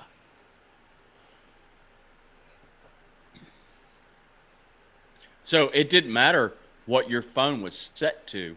They had every phone number to everyone in the United States that had a cell phone, and they sent a broadcast to it. Mm-hmm. Yeah. I kind of thought that was a little, why do you have my phone number? Now, I don't know if this for absolute fact, but I'm kind of, my thought process is, because one of the things that they can do there is that, if they have an alert to go ahead and push out through the emergency alert system, every phone carrier has an emergency alert system, like, connection, so they can literally just hit send, and this message goes out to all the carriers, and the carriers sub that down to each individual number there. At least that's how I had a few friends that used to work, or like my parents used to have a few friends that used to work for Southern Bell, and that's kind of one of the ways they said a lot of that worked, was that these alert systems, they don't, it's not that they have everyone's number, it's that they actually have it set up so that way they push an alert, the alert goes to the company then filters it down to all their subscribers. Gotcha. That made a lot more sense to me, at least anyway. Yeah, that makes a lot more sense to me too. Yeah.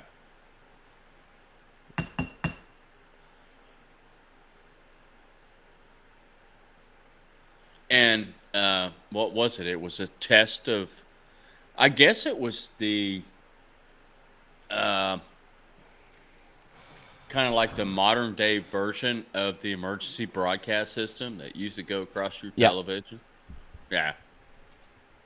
Yeah, the emergency alert system, at least as far as I'm aware of it, yeah, that they did test it there, because I remember at the time during the Trump administration there was a lot of concerns over potential issues with North Korea at the time, and so they wanted to make sure that they had a way to push notifications to basically every phone in America just in case of some kind of issue like that.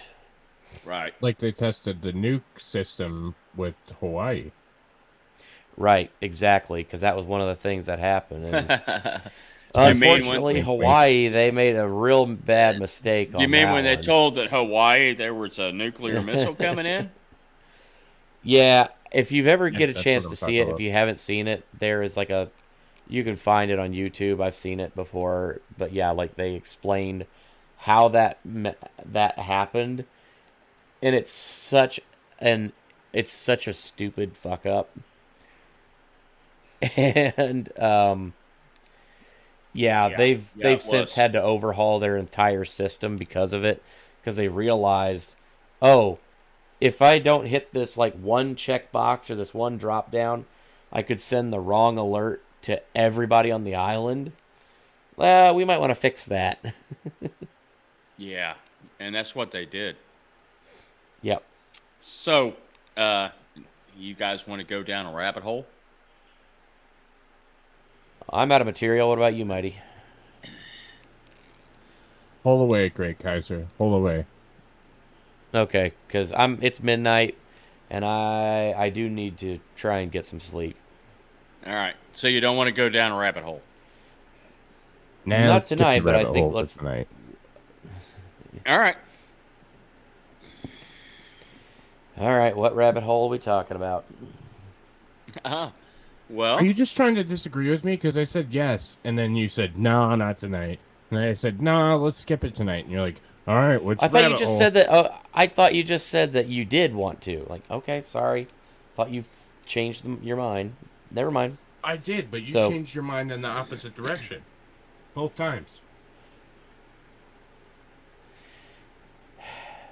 What do you want to do, Diaz. Mike? okay. I don't so, care. It's up to you. Well, I'm just saying If this is touch on the fact. I just want to touch on the fact that Russia is moving nuclear weapons into Belarus into a response because the United States is giving Ukraine depleted uranium rounds as anti-tank rounds. seems like a little bit of an excessive escalation, but Well, Putin said that if the United States gives Ukraine, and why in the hell is the United States giving all this money to Ukraine? oh, trust me, don't even get me started on that bullshit. Why did we leave $85 billion worth of weapons to the Taliban in Afghanistan? Because the defense Right. contractors needed to make more money because we're not at war right now. Oh, you mean the military-industrial complex? Yep. If we leave all that shit there, then they'll have to make more. Yep. How you do this? Yeah, there you go. Yeah. Why make trillions when we can make billions? Yeah. So, yeah. why is the United States perpetuating this war? Why? Money and Where's the trying money? to, Where's the money? What money is being made from this conflict? In my pocket. It's all going to the man at the top. Oh, the big guy? Well, not Biden, but the other big guy, the one that nobody knows about. He gets Okay. Biden well, gets 10%, but I get 20. Fucker. Right. Well, you need to sign me up for that shit, because I ain't getting 0%. I'm sorry. If you would like to be a part of our payroll, you will have to talk to Klaus Schwab. I agree, and I don't usually trust Belandris for anything. I think he's mostly an asshole. So Who's that? Belandris. No, he's on. Yeah. Yeah, that's a whole topic for a whole other stream.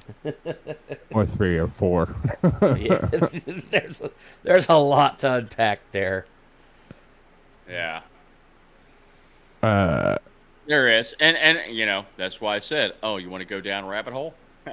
So that's a rabbit hole that would last us a long time, and I do not have I am not awake enough, nor do I have the patience or the booze right now to go through that one. I agree with that statement. I mean, let's talk about why the Trump indictment came out the day after the trans shooting in Nashville.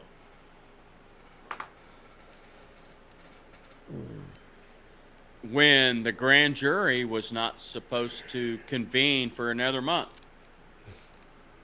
Yeah, well, did that the happen? shooting, I have my own theory on that one, because the same day that that shooting happened, they were supposed to be a Judiciary Committee meeting on the pistol brace, ruling, which suddenly, mysteriously, this person that was commits 2 this days before.